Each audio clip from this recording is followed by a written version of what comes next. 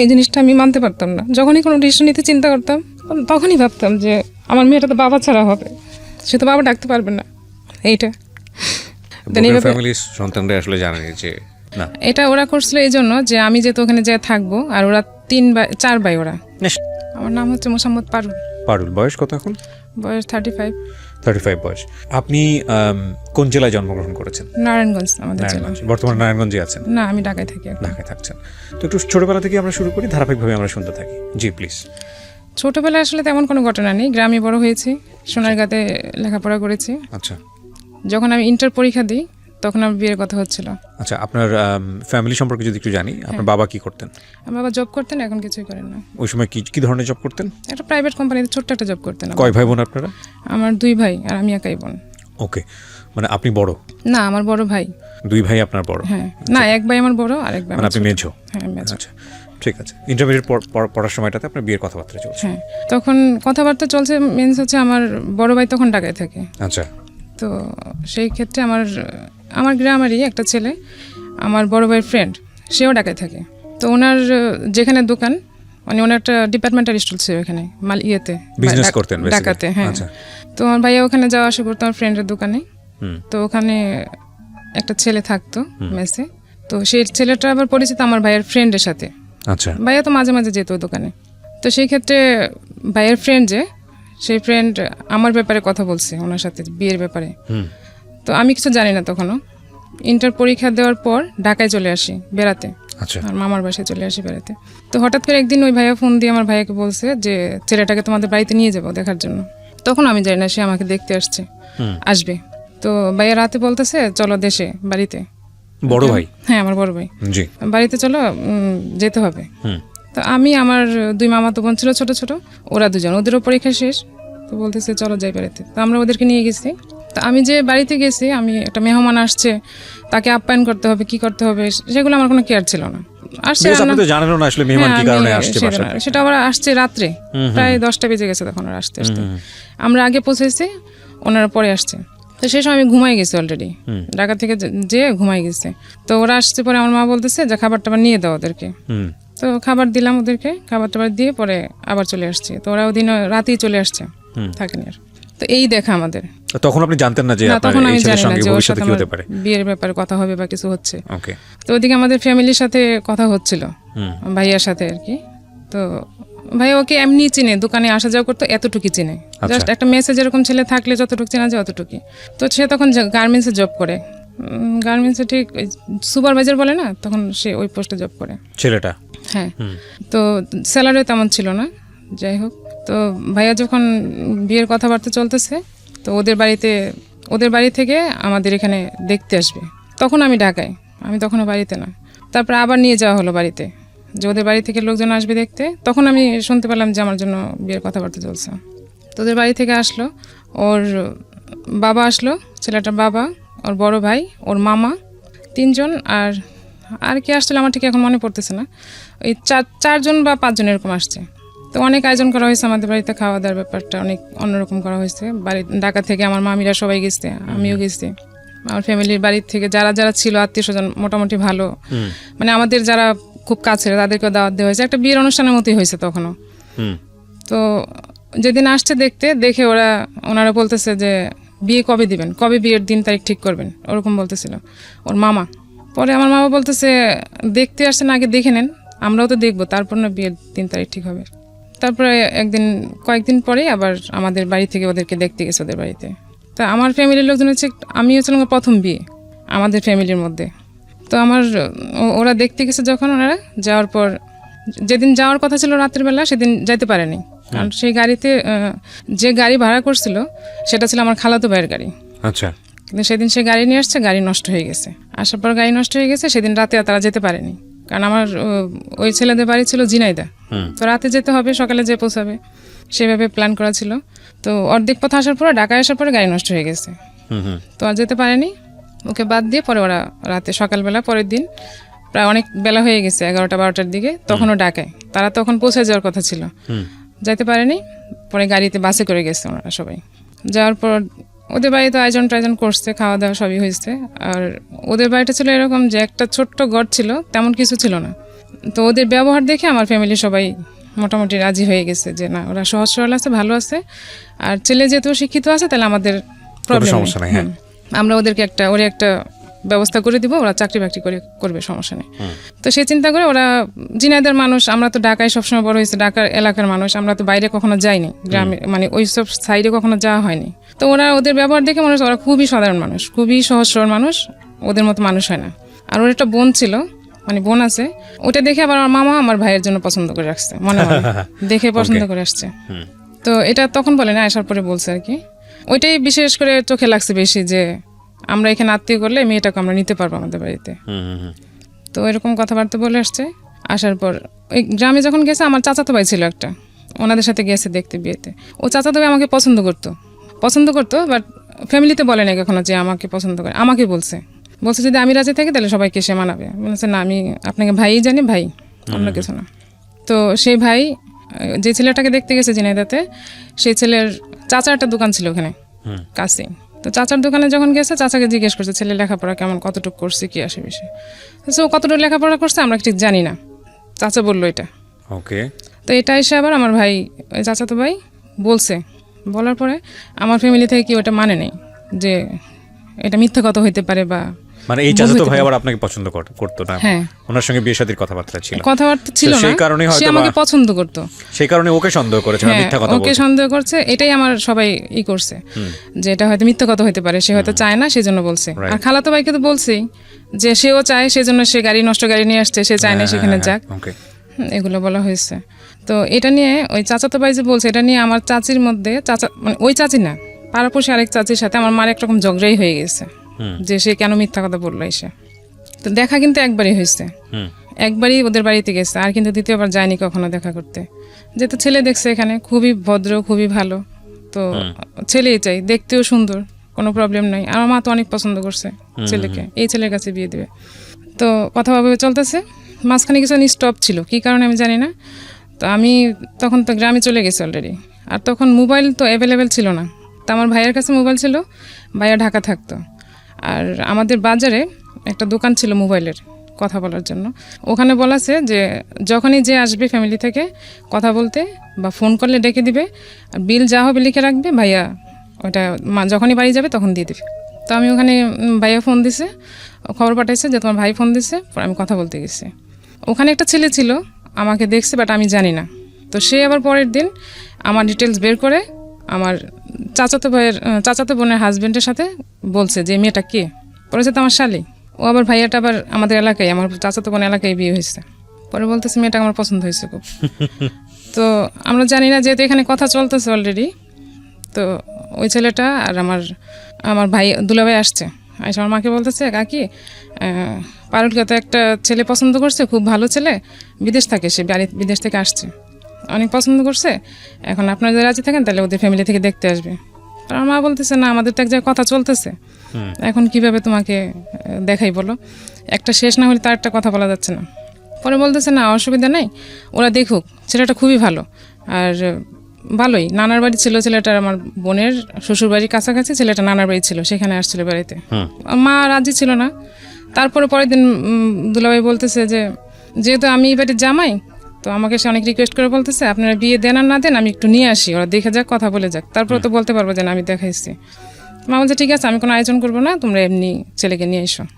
তো ও ছেলে নিয়ে আসার কথা বলছে, আর ছেলে তার পুরো ফ্যামিলি ধরে নিয়ে আসছে, মানে তাদের ফ্যামিলিতে যা যা লোক ছিল, যারা ছিল, সবাই চলে আসছে, আমাদের ভারী ঘর ভরে গেছে মেহমানে, এরকম।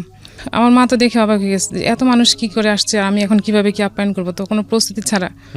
তারপর যেরকম হয়েছে মোটামুটি নাস্তা টাস্তা দেওয়া হয়েছে, বিকেলবেলায় করছে। তো ওরা চলে গেছে দেখা করে।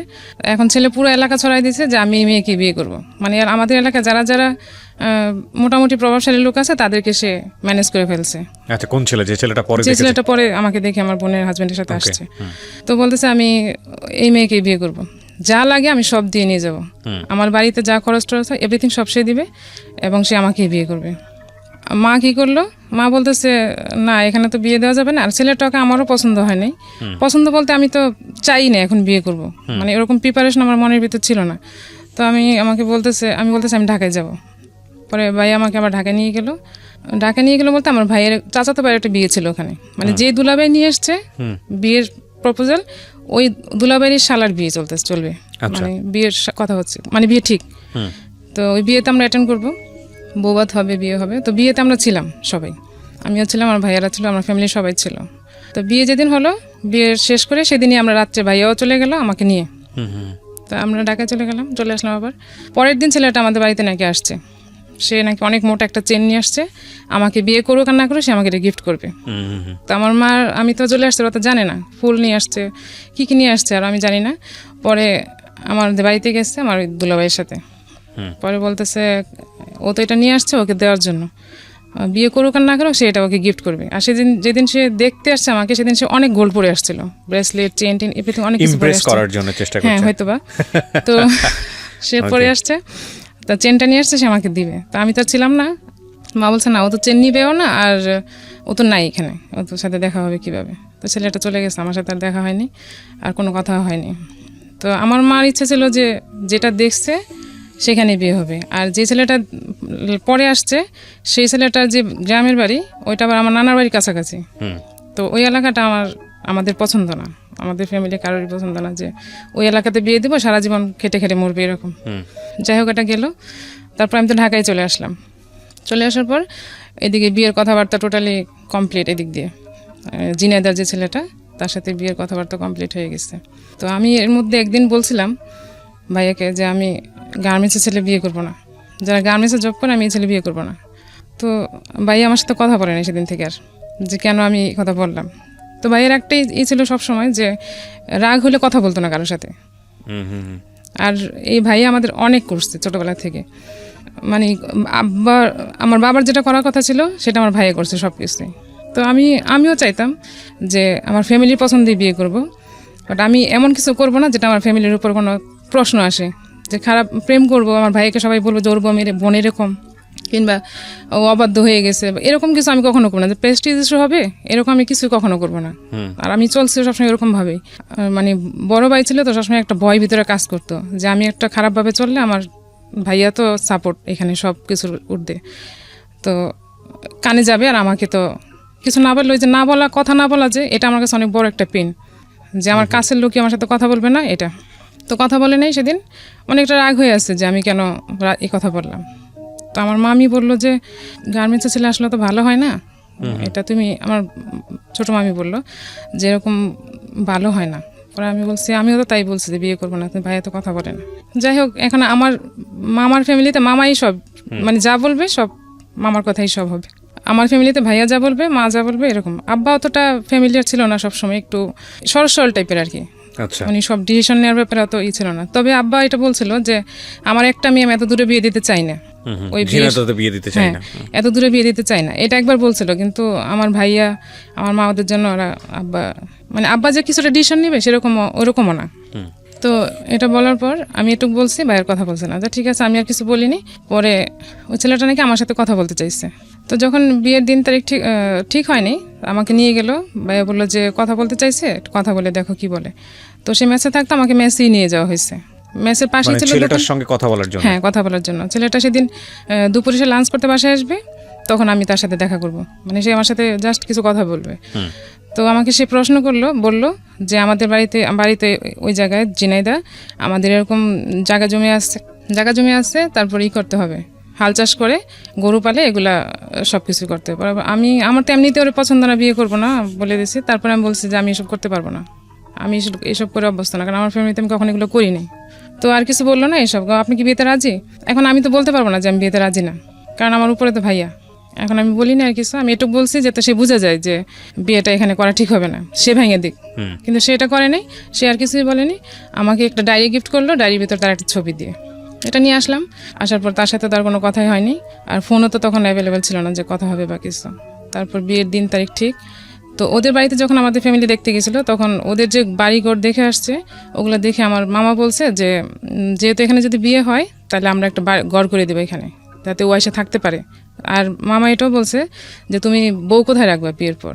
পরে ও বলছিল যে আমি যেখানে থাকবো বউ সেখানেই থাকবে। তো ও চাকরি করে ঢাকায়, তো ঢাকায় থাকা হবে, এই জন্য আরও দূরে দেওয়া হয়েছে, যে ওখানে তো আর থাকবে না। তো ঘর দেওয়ার কথা বলছে, কত টাকা দিবে, যা 2টা রুম করতে যা লাগবে সেরকম দিবে। বিয়ের দিন তারিখ যখন ঠিক হলো তখন সে টাকা চাইতে শুরু করলো ভাইয়ের কাছ থেকে, যে বাড়িতে কাজ শুরু করছে, এখন টাকা লাগবে। টাকা যাচ্ছে, বাড়িতে ঘরের কাজ শুরু করছে, ঘরের কাজ শেষ করে আমাকে উঠে নিয়ে যাবে। আর তখন কথা ছিল যে আমাকে গোল্ড ওরা কতটুকু দিবে, কি দিবে সেগুলো, কানের গলার কি দেওয়ার কথা ছিল, তো এগুলো দিবে ওরা, আর আমাদের থেকে ঘর উঠে দিবে ওকে। তো এর মধ্যে ওর বোনের একটা প্রবলেম হয়েছে, সেটা নাকি তার ওখানে কয়েকটা ছেলে তাকে ডিস্টার্ব করতেছে খুব, তো তাকে ওখানে রাখা সেভ হচ্ছে না। আমাদের তো বিয়ের দিন তারিখ ঠিক হয়ে গেছে, এটা আমার ভাইয়ের সাথে যখন শেয়ার করছে তখন ভাইয়া বলছে ঠিক আছে তাহলে আমাদের এখানে পাঠাই দাও, এখানে এসে থাকুক। তো এসে নিয়ে আসছে, সে এসে ডাকাচ্ছিল, মানে বিয়ের আগে এত কিছু? বিয়ের আগে সে তাকে পাঠাই দিছে। সে আমার মামার বাসায় ছিল কতদিন, তারপর আমাদের বাড়িতে। ওকে। তো ওর আচরণ এই বোনটাকেই তো আপনার আত্মীয়ের আরেকজন বিয়ে করার কথা? হ্যাঁ। ওকে। তো ও কথা না, মানে ওইভাবে তখন কথা প্রপোজ করা হয় না, মানে মেন্টাল থিংকিং সেই সময়, মেন্টাল থিংকিং আর কি। যখন তো মেয়েটা জানে যে আমার ভাইয়ের জন্য তাকে পছন্দ করা হয়েছে, আমাদের বাসায় যখন আসছে তখন মামিরা দুষ্টামি করে এরকম বলছিল যে তোমাকে তো ওর ভাইয়ের জন্য পছন্দ করে আসছে, এরকম হাসাহাসি করে, আমরা জাস্ট বান্ধবীর মতো ছিলাম মামিদের সাথে, এরকম বলছে। তো ও তো মনে মনে ভাইয়াকে এমনি পছন্দ করে বসে আসছে। তো যখন এখানে চলে আসছে তখন তো সে আরো সিরিয়াস। তো আমার ভাইয়া ছিল একটু রিজার্ভ টাইপের, খুব রিজার্ভ টাইপের বলতে কি, মানে ইচ্ছা করে যে কোনো মেয়ের সাথে একবার পড়ে যাবে এরকম না, ভাইয়া ওকে বোনের মতো দেখে। ওকে। হ্যাঁ। তো আমাদের বাড়িতে যখন আসছে তখন সে বিহেভগুলো এরকম যে ও প্লেটে খাবে, খাওয়ার পর প্লেটটাও সরাবে না। ইভেন মানে এরকম না যে আমরা কোথাও গেলে তো একটু কার্টিসি করি, যে আমরা অন্তত এতদিন ধরে এখানে আসছি, আমার তো একটু দায়িত্ব থাকে যে আমি কি করব না করব, কিন্তু সে এরকম ছিল না, সে একটু উগ্র টাইপের চলাফেরা এরকম ছিল, দেখে আমার কাছে ভালো লাগেনি। সে ছিল অনেক দিন, প্রায় 20-25 দিন হবে ছিল, তারপর ওকে পাঠাই দেওয়া হয়েছে বাড়িতে, চলে গেছে। তো ওর ভাই টাকা চাচ্ছে ঘর ওঠানোর জন্য, তো এদিকে দিয়ে বিয়ের দিনও চলে আসছে। তো বাড়ির কাজ মোটামুটি হয়েছে, মোটামুটি বলতে শুধু ইট দিয়ে রাখছে, কোনো রকম জানলাও তৈরি করা হয়নি, সেগুলো তো আমরা জানি না, আর কেউ যায় না ওদের এখানে দেখতে। মানে তখন পর্যন্ত আপনাদের বিয়ের কোনো ধরনের কোনো ফর্মালিটিস হয়নি? না, বিয়ের মৌখিক কথাবার্তা, মৌখিক মানে দিন তারিখ পাকা হয়ে গেছে। এগুলো তো এক ধরনের যৌতুক। হ্যাঁ, এখন এটা তো আমরা ফ্যামিলিতে ভাবছি যে আমাদের দিতেই হবে, বলে আসছে, আমরা নিজেরাই বলে আসছে, আমাদের তো নিজেরাই দিতে হবে। তো দিতেই হবে বলে আসছে, বিষয়টা আসলে প্রয়োজন ছিল কিনা? প্রথম কথা হচ্ছে যে আমাদের বিয়ের যে সংস্কৃতি, সেখানে কিন্তু বিষয়গুলো এভাবেই হয়। একটা সময় বলা গ্রাম অঞ্চলে প্রচলিত ছিল ডিমান্ড, ছেলের ডিমান্ড কি? হ্যাঁ, চাইতো, মানে একদম নির্লজ্জের মতো, বেহায়ের মতো চাওয়া, হ্যাঁ এই দিতে হবে, হ্যাঁ এই দিতে হবে, সেই দিতে হবে, এবং এটা মনে করতো যে এটা খুব মানে একটা রাইট ব্যাপার। কিন্তু সেটা অনেক ধরনের সামাজিক সচেতনতার জায়গা থেকে এখন আর ওরকম হয় না। এখন দেখা যায় যে মেয়ের বাড়ি থেকেই মোটামুটি একটা প্রস্তাব পড়ে যে আমরা এটা দিয়ে দিব, ওটা দিয়ে দিব, চাওয়ার আগে এগুলো কিন্তু এক ধরনের যৌতুক, অবশ্যই যৌতুক, কিন্তু এটা করা উচিত না। এটা ওরা করছিল এই জন্য যে আমি যেহেতু ওখানে যেয়ে থাকবো, আর ওরা 3 ভাই ওরা না, সেটা বিয়ের পরবর্তী সময় যদি আপনার ভাই খুশি হয়ে যদি একটা নিজে থেকে স্টেপ না, সেটা অন্য জিনিস। তারপরও এই ধরনের কথাবার্তা বলা ঠিক হয়নি, কিন্তু ওরা তো চিন্তা করছে ওইভাবে না, ওরা চিন্তা করছে, বিশেষ করে আমার মামা করছে যে ঘর তুলে দিলে হবে কি, সে এখানে এসে একটু রিল্যাক্সে যখন থাকবে তখন থাকতে পারবে। যাই হোক, আগে থেকে এরকম বলে একটা হোপ তৈরি করেছে আর কি। এখন তৈরি করছে, আর ওই ছেলেটাও বুঝতো যে আমাদের ফ্যামিলিতে যদি টাকা চাওয়া হয় বা কিছু চাওয়া হয় তাহলে সেখানে বিয়ে হবে না, আর তার ধারণা ছিল যে আমাকে বিয়ে করলে সে অনেক কিছু পাবে, যেহেতু আমি একাই মেয়ে আর ঢাকার মেয়ে। ঠিক আছে, আমরা ধারাবাহিকভাবে শুনতে থাকি। তারপর কি হলো? এরকম চিন্তা ভাবনা, পয়সা করে আপনারা দিয়ে দিলেন না আগে? না, ও ভাইয়া আসলে একবারে যদি না দেওয়া লাগে, আমাকে যদি আস্তে আস্তে দিয়ে যেতে হয় তাহলে তো আমার জন্যই ভালো। তো ভাইয়াও কিছু মনে করে না, টাকাটা দিছে, কিন্তু আমার কাছে এটা পছন্দ হয়নি তখন, যে সে বিয়ের আগে টাকা চাচ্ছে, টাকা নিয়ে ঘর তুলবে, এরকম তো ঠিক না। তো বিয়ের দিন চলে আসছে, তারিখ চলে আসছে বিয়ের কাছাকাছি, এখন বিয়ে শপিং করতে হবে। বিয়ের শপিংয়ের জন্য ভাইয়ের কাছে টাকা নিচ্ছে, ওই ঘরের টাকা দিয়ে সে শপিং করছে। বিয়ের দিন বলতে কি, আমাদের বিয়ের কাবিন করে রাখা হবে, আর সে পরে উঠায় নিয়ে আসবে, মানে ঘরের কাজটা পুরোপুরি কমপ্লিট হলে তখন সে উঠে নিয়ে আসবে। তো কাবিন করতে আসছে, সেখানে আমাকে শুধু দেওয়া হয়েছিল একটা নাকফুল, আর নাকফুল দেওয়া হয়েছে, হ্যাঁ নাকফুল আর টাংটি দেওয়া হয়েছিল। আপনাকে ওয়ার্ড কি দিয়েছিল, কি কি দিবে আপনাকে? ওকে দেওয়া হয়েছে, ওদের সাথে আমার ফ্যামিলির সাথে কথা হয়েছিল যে সে গলার আর হাতের কি কি যেন দিবে, আমার সঠিক মনে নেই এখন কি কি দেওয়ার কথা। এরকম কোনো ওয়াদা কি ছিল যে আপনাকে এত ভরি গোল্ড দিতে হবে? এরকম ছিল। এগুলো বিয়ের ক্ষেত্রে ঠিক না, এগুলো মানে আমরা আমাদের সামাজিক রীতিতে এই জিনিসগুলো করে থাকি। বিশেষ করে এখন যে জিনিসটা খুব বেশি প্র্যাকটিস হয় সেটা হচ্ছে দেনমোহরের জায়গাটাতে। যদিও এটা নিয়ে অনেক ধরনের কথা আছে, তবে এটা এমন পর্যায়ে চলে গেছে যে এটা এক ধরনের বলা যেতে পারে শো অফের জায়গাটাও চলে গেছে, যে কত বেশি দেনমোহর ধরা যায়। যদিও এটা অনেক ক্ষেত্রে অনেকে মনে করেন লজিক, কারণটা হচ্ছে একটা মেয়ের যদি একটা আর্থিক নিশ্চয়তার জায়গাটা এটা, কিন্তু একটা ছেলের সামর্থ্যের জায়গাটাও তো অনেক বেশি চিন্তা করার প্রয়োজন। যাই হোক, সেগুলো আসলে অন্য ধরনের ডিবেট। তারপরে কি হলো? তারপর যখন সে না, এটা তখন ওরা বলছে যে তুমি কি দিতে পারবা, এরকম বলেন, তোমাকে এত দিতেই হবে, এরকম করে আমার ফ্যামিলি বলে। তো সে বলছে আমি এতটুক দিব, তো এতটুক দিবে, কথা হয়েছে। এখন বিয়ের কাবিনের দিন সে দিবে না, এটা উঠায় যখন নিয়ে যাবে তখন দিবে। তো কাবিনের দিন আসছে ওর ফ্যামিলি থেকে যারা যারা আসার, আমার বাড়িতে পুরাই একটা বিয়ের আয়োজন হয়েছে যেদিন কাবিন হবে সেদিন। আর সে যে সব শাড়ি কাপড় আমাকে দিয়েছে বিয়ের দিন, সেগুলো আমার কোনোটাই হয়নি, কারণ আমি আমার হাইট অনুযায়ী আমার সব কিছু অনুযায়ী আমার কোনোটাই ঠিক মতো হয়নি। সে সব এমন সব মার্কেটিং করছে যেগুলো নাকি শুধু বিয়ের শাড়িটা আমি কোনোরকম পরতে পারছি, কোনোরকম, মানে শাড়িটার দেখা যাচ্ছে বহরটা কম ছিল, জুতা যেটা নিয়ে আসছে সেটা আমার পায়ে লাগেনি, তারপরে এভরিথিং কোনো কিছু আমার ঠিক মতো হয়নি, কারণ ওর শপিংটা ও একা করছে। হ্যাঁ, আর ছেলে মানুষ শপিং করলে যা হয় আর কি। তারপর বিয়ে হলো, বিয়ে হওয়ার দিন বলা হয়েছিল যে সে থাকবে, ওনারা মানে আসবেন আমাদের বাড়িতে, বিয়ে যেহেতু দিন আমাকে উঠায় নিয়ে না যাবে। তো গ্রামের বিয়ে, তো বিয়ে হওয়ার পরে তারা বলতেছে থাক, সবাই যেহেতু বিয়ে যেহেতু হয়ে গেছে ছেলে থাক। তারপর সেদিন বিয়ের দিন তো সে রয়ে গেল, থাকার পর সেদিন খুব বৃষ্টি হয়েছে খুব রাতে, আর গরমও ছিল খুব, এপ্রিলে ছিল তো অনেক গরম ছিল, তো বিদ্যুৎ ছিল না। আর আমাদের বাড়িতে যে ঘর ছিল সেখানে আমাদের তো অনেক মেহমান আসছে, সবাই ছিল, তো আমাদের বাড়িতে থাকার কোনো ব্যবস্থা রাতে ছিল না। তো আমার চাচার বাড়ি আছে আরেকটা, আমরা সেখানে ছিলাম। তো আমার খুব ভয় লাগতেছিল যে একটা ঘরে এরকম অজানা একটা লোকের সাথে কিভাবে থাকবো, কিভাবে একদমই অচেনা। তো আমার খুবই ভয় লাগতেছিল। আমার প্রত্যেকটা মানুষের একটা ড্রিম থাকে না, আমরা কিন্তু একটা মানে ম্যাচিউর বলি বা একটা ইম্যাচিউর বয়সে সবার একটা স্বপ্ন থাকে না, বিয়ের স্টার্টিং সময়টা যে মানুষটা আমার জীবনে আসবে সেই মানুষটাকে নিয়ে খুব সুন্দর একটা চিন্তা করা, এরকম একটা স্বপ্ন কিন্তু প্রত্যেকটা মানুষ, আমি যত জানি মেয়েদের মনে একেবারে খুব টিনেজ বয়স থেকে শুরু হয় থাকে। হ্যাঁ, আমার ছিল, হয়তো অতটা থাকে না। আমার ছিল এরকম যে আমি এটা কখনোই চিন্তা করিনি আর মানতেও পারিনি যে বিয়ের প্রথম রাত আমি আমার বাবার বাড়িতে থাকবো। এটা খুবই আমার কাছে একটা কেমন জানি মনে হয়েছে। মানে এই কথাটা যারা ভিডিওতে দেখছেন বা রেডিওতে অনুষ্ঠানটা শুনছেন তাদেরকে এই কারণেই বলছি, যারা ভবিষ্যতে বিয়ে শাদী করবেন অন্তত মানে একটা মেয়েকে এই কথাটা জিজ্ঞেস করাটা খুব প্রয়োজন, যদি বিয়ের আগে এটা সম্ভব হয় কারোর পক্ষে, যে what is your dream actually, মানে যেই মানে বিয়ের প্রথম রাত এটা খুব গুরুত্বপূর্ণ, একটা মানুষের সঙ্গে জীবন শুরু করার প্রথম মুহূর্ত, এটা আসলে বিশেষ করে মেয়েদের একটা অনেক সুন্দর স্বপ্ন থাকে, অ্যাটলিস্ট তাদের ওই স্বপ্নটুকু পূরণ করা যায় কিনা ছেলেদের সাইড থেকে, এইটুকুর চেষ্টাটা করা। বাট লাকিলি আর আনলাকিলি আমাদের জীবনটা আসলে সবকিছু সবসময় কিন্তু পরিকল্পনা মাফিক আসে না, এবং খুব ইভেনচুয়ালি হঠাৎ করে চলে আসে, যেটা আমাদের চিন্তার সাথে কোনো রকমের মিলই থাকে না। অনেক সময় তো আমরা ওই ব্যাপারটা নিয়ে ডিসঅ্যাপয়েন্ট হই। আর এই রাতটা নিয়ে আমরা কথা বলতে চাচ্ছি এই কারণে যে this is a very special night, এবং এটা জীবনে একবারই আসে। তো সেই জায়গাটা থেকে এইটার যেই ড্রিম প্ল্যানটা থাকে সেটা আসলে পূরণ করা উচিত এবং চেষ্টা করা উচিত অন্তত। জি, আপনি যেটা বলছিলেন। তারপর তো বিদ্যুৎ ছিল না, তো অন্ধকার, সব বাড়িঘর তো সবই অন্ধকার, তো শুধু ক্যান্ডেল জ্বালানো হয়েছিল। তো আমার ভাবিরা বলতেছিল যে যাও, কিছু হবে না, ভয়ের কোনো কারণ নেই, এরকম বলতেছিল। কিন্তু আমি আমার ভিতর থেকে মানতে পারতেছিলাম যে আমার ভয় লাগতেছিল যে আমি কি করব, কি হবে, মানে এরকম একটা ভয় কাজ করতেছিল, মানে খুবই আমি ভিতর থেকে কাঁপতেছিলাম এরকম। তো যখন গেলাম তো আসার পর আমার হাত ধরছে, ওরকম না কোনো এই যে একটা প্রিপারেশন কিংবা একটা কিছু বলা করা ওরকম কিছুই না, জাস্ট সে আমার হাতটা ধরে দেখছে আমি খুব কাঁপতেছিলাম ভয়তে। তো বলতেছে এরকম কাঁপতেছো কেন? আমি বলছি আমার ভয় লাগতেছে, এটুকু বলছে। বলে আমি দূরে সরে বসে আছি, অনেক দূরে সরে গেছি। সরে যাওয়ার পর সে শুয়ে পড়ছে, শুয়ে পড়ার পর আমাকে বলতেছে বাতাস দাও পাখা দিয়ে, মানে অনেক গরম লাগতেছিল তখন। আপনাকে কমেন্ট করছে সে? হ্যাঁ, আমাকে বলতেছে বাতাস দাও, গরম লাগতেছে আমার খুব। তো আমি কি বোকা ছিলাম, আমি এটা বলতে পারিনি যে আমি পারবো না বাকি আমিও ঠিক বাতাস করতেছি। ভালো কাজ, ঠিক আছে, হ্যাঁ, আমি করে যাচ্ছি বাতাস, যে আমি অচেনা মানুষ, তার সাথে আমি মোটে কথাই হয়নি, কিছুই না, তাকে কেন আমি বাতাস করবো বা কিছু এরকম কোনো কমেন্টস আমার ছিল। তো ও বলছে বাতাস করো, আমিও যতক্ষণ সাথে ছিলাম বাতাস করছে, ক্যান্ডেল নিভে গেছে, দেন আমি শুয়ে পড়ছি, ও ঘুমাই গেছে, আমিও শুয়ে পড়ছি। দেন সকালে বাসায় আসলাম আমাদের বাড়িতে এসে, তো মামির আমার সাথে দুষ্টামি করতেছিল এমনিতেই। তা আসলে ওরকম কিছুই না, আমাদের এখানে রীতি হচ্ছে যে জামাই পরের দিন বাজার করে এরকম, বা 2 দিন পরের দিন বা তারপরের দিন এরকম বাজার করার সিস্টেম।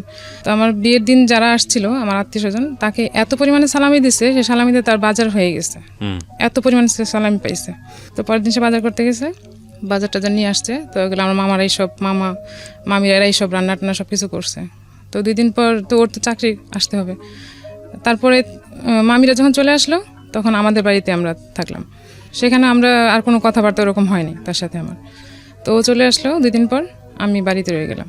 তো মামা বলছিল যে এরপরে আর কোনোদিন ওরা বিয়ের উঠায় নেওয়ার আগে আর দেখা সাক্ষাৎ হবে না, তাইলে জিনিসটা অন্যরকম হয়ে যাবে, আর আমরা চাচ্ছি যে আমরা অনেক বড় করে অনুষ্ঠান করে তারপর উঠাই দিব। তো মামা কি করলো, আমাকে ঢাকায় নিয়ে আসলো, ভাইয়া বললো যে ঢাকায় চলো, তাহলে করবে। তো আমি ঢাকায় চলে আসলাম, আর ওদিকে ও জব চলে গেল। তো মামার বাসায় আসা হয়নি, কিংবা ওইভাবে তাকে বলা হয় না, কিংবা অ্যাড্রেসও দেওয়া হয়নি যে বাসায় আসো বা কিছু এরকম কিছু। আমি আমার মতো আছি মামার বাসায়, ওর মতো আছে। তো মামির আমার সাথে ফাজলামি করতেছিল অনেক রকম কথা বলে, আমি বলছি না এরকম কিছু না, কিন্তু আমার তো ভয় লাগে ওকে দেখলি। আমি তখন কেবল ইন্টার পরীক্ষা দিছি আর অত ছিলাম না। পরে বলতে আপনাদের সাথে বয়সের ডিফারেন্স কতটুকু ছিল? 6-7 বছর হবে। 6-7 বছর, ওকে। ঢাকায় ছিলাম তো, এপ্রিলের 5 তারিখে বিয়ে হয়েছে, তো 7-10 তারিখের মধ্যে আমি ঢাকায় চলে আসছি। আর 14 তারিখে মেবি ছিল, পহেলা বৈশাখ ছিল, 14 তারিখ সম্ভবত, পহেলা বৈশাখ। তো বৈশাখে প্ল্যান করা ছিল, ওর বোন তখন ঢাকায়, আবার বিয়ে তখন আসছে, তখন আসে যায়নি, ঢাকায় রয়ে গেছে। তো প্ল্যান ছিল যে সবাই মিলে ঘুরতে যাবে পয়লা বৈশাখের দিন, ঘুরতে যাবে, কে কার সাথে কীভাবে ঘুরতে যাবে। মামিরা যাবে মামার সাথে, মামাতো বোনরা, ভাইয়া আর ভাইয়ার যে ফ্রেন্ড ঘটক, সে ফ্রেন্ড আর আমার ননদ যাবে একসাথে ঘুরতে, আর আমি আর আমার হাজব্যান্ড যাবো ঘুরতে। তো সে আমাকে ফোন দিল ভাইয়ার মোবাইলে, পয়লা বৈশাখের 2 দিন আগে, মানে 2 দিন আগে না 1 দিন আগে যেন, ফোন দিয়ে আমাকে জিজ্ঞেস করতেছে আমি তার সাথে কি ঘুরতে যাব, মানে ওরা যে প্ল্যান করছে আমার ফ্যামিলি থেকে, সেটা কি আমি যাব নাকি না হলে সে দেশে চলে যাবে। সে আমার প্ল্যানটা, ওর প্রশ্নটা ছিল এরকম যে সবাই তো প্ল্যান করছে ঘুরতে যাওয়ার জন্য, তুমি কি যাবা, নাইলে আমি বাড়ি যাব। কথাটা তো এরকম হওয়া উচিত ছিল না, রাইট? ডেফিনেটলি এটা আমার খুবই লাগছে তখন, কিন্তু যদিও আমি এটা কিছু মনে করি নাই, কিন্তু আমার কাছে কিন্তু ভিতর খারাপ লাগছে যে এরকম কেন হবে, কথাটা তো এরকম হওয়া উচিত না। তো আমি আর কিছু বলি না, আমি বলছি যে সবাই যেভাবে ডিসিশন নেয় আমিও সেইভাবেই যাব। তো পয়লা বৈশাখ দিন ভাই আমাকে বাইকে করে নামাই দিয়ে আসলো ওর মেসের কাছে, ওর ওখানে। তো ওখান থেকে আমরা ঘুরতে যাবো একসাথে, ও গেছে, আমি গেছি, ওর সাথে ওর 2টা ফ্রেন্ড। তো 2টা ফ্রেন্ডকে সাথে নিয়ে গেছে। আমরা প্রথমে গেলাম সংসদ ভবনে, নিয়ে যাওয়ার পর সে ওখানে ওদের সাথে খুব আড্ডা দিচ্ছে। আমি যে একটা মেয়ে মানুষ বা ওইখানে তার সাথে আছি, হ্যাঁ আমাকে ওভারলুক করতেছে, আর আমি মানে তার পিছনে পিছনে হাঁটতেছি এরকম, মানে ওরা খুব মজা করতেছে আর আমি একা একা, মানে খুব লোনলি ফিল করতেছিলাম বিষয়টা। তো এটা হ্যাঁ, তো আমি এটা এসে অ্যাকসেপ্ট করতে পারিনি। মামিদের সাথে বলছি যে মামি এরকম এরকম হয়েছে। তো বলার পরে মামার ওকে ডাকছে, ওকে বলছে যে তুমি এরকম ওরে নিয়ে গেছো, নিয়ে যে তোমার এরকম ইনসাল্ট কেন করছো, তোমার ফ্রেন্ডদের সাথে তুমি কেন ওকে নিয়ে গেছো, তুমি ওদেরকে নিয়ে যেতে আগে পরে নিয়ে যেতে, তোমরা ফার্স্ট টাইম ঘুরতে গেছো একসাথে, তোমার তো ওকে টাইম দেওয়া উচিত ছিল, না দিয়ে তুমি কেন ওর সাথে ওদেরকে নিয়ে যায় ওরে একা একা ফেলায় রেখে এরকম ঘুরছে, এটা তোর কাছে ভালো লাগেনি। তো আমার কাকা আসছিল একটা, আমার ভাইয়া আর আমার মামা, তখন আমাকেও নিয়ে যাওয়া হয়েছিল না কি, গেছিলাম, হ্যাঁ আমিও গেছিলাম। তো ও সবার সামনে ওই ভাইয়ার ওই দোকানের পিছনে ওনার থাকার জায়গা ছিল, ওইখানে বসেই গল্প করা হয়েছে এটা, যে এই কথাগুলো হয়েছে। হ্যাঁ, যখন আমি পয়লা বৈশাখে তোর সাথে দেখা করতে গেলাম, পাশে আরেকটা পরিচিত ওর ভাবি, মানে কথিত ভাবি আর কি, পাশে ছিল পরিচিত, ওনার রুমে নিয়ে আমাকে বসাইলো। তো ওখানে একটা মহিলা আমাকে দেখতে আসছে, খুব উৎসাহ নিয়ে আমাকে দেখতে আসছে। তো আমি তো আর চিনি না কাউরি ওখানকারও। তো আমরা তো এই পার্টটা বললাম যে, তারপর সে সরি টরি বলছে, মাপ চাইছে সবার কাছে, না নেক্সট টাইম এরকম হবে না, সব ঠিক হয়ে যাবে, এরপর থেকে আর আমার ভুল হবে না। মানে উনিও সামহাউ হ্যাপি ছিল না, আপনি তো হ্যাপি ছিলেন না, উনিও ওনার জায়গা থেকে যে আপনাকে একটু কনভিন্স করবে বা যেরকম হওয়া উচিত জামাইয়ের আচরণ সেরকম ছিল না, টোটালি ছিল না, একদমই ছিল না।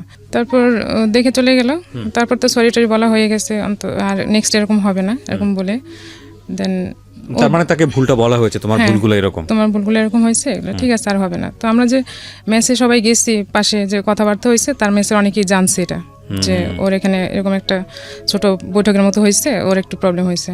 তো ওর যে মেসে বুয়া রান্না করতো, সে বুয়া নাকি তাকে বলছে এই মেয়েকে তো তুমি রাখতে পারবে না, তোমার যেভাবে হোক তাকে আটকাইতে হবে, তুমি যদি ওর সাথে সংসার করতে চাও। তখনও তার সাথে আমার কোনো রকম কোনো স্বামী স্ত্রী যে সম্পর্ক, সেটা কখন হয়নি তার সাথে আমার কোনো রকম। তো প্রায় বিয়ের তো 15 দিন হয়ে গেছে, এটা 15 দিন হয়ে গেছে, আমি ঢাকায়, ও ঢাকায়, আর বাসায় আসার তার নিষেধ, সে বাসায় আসতে পারবে না।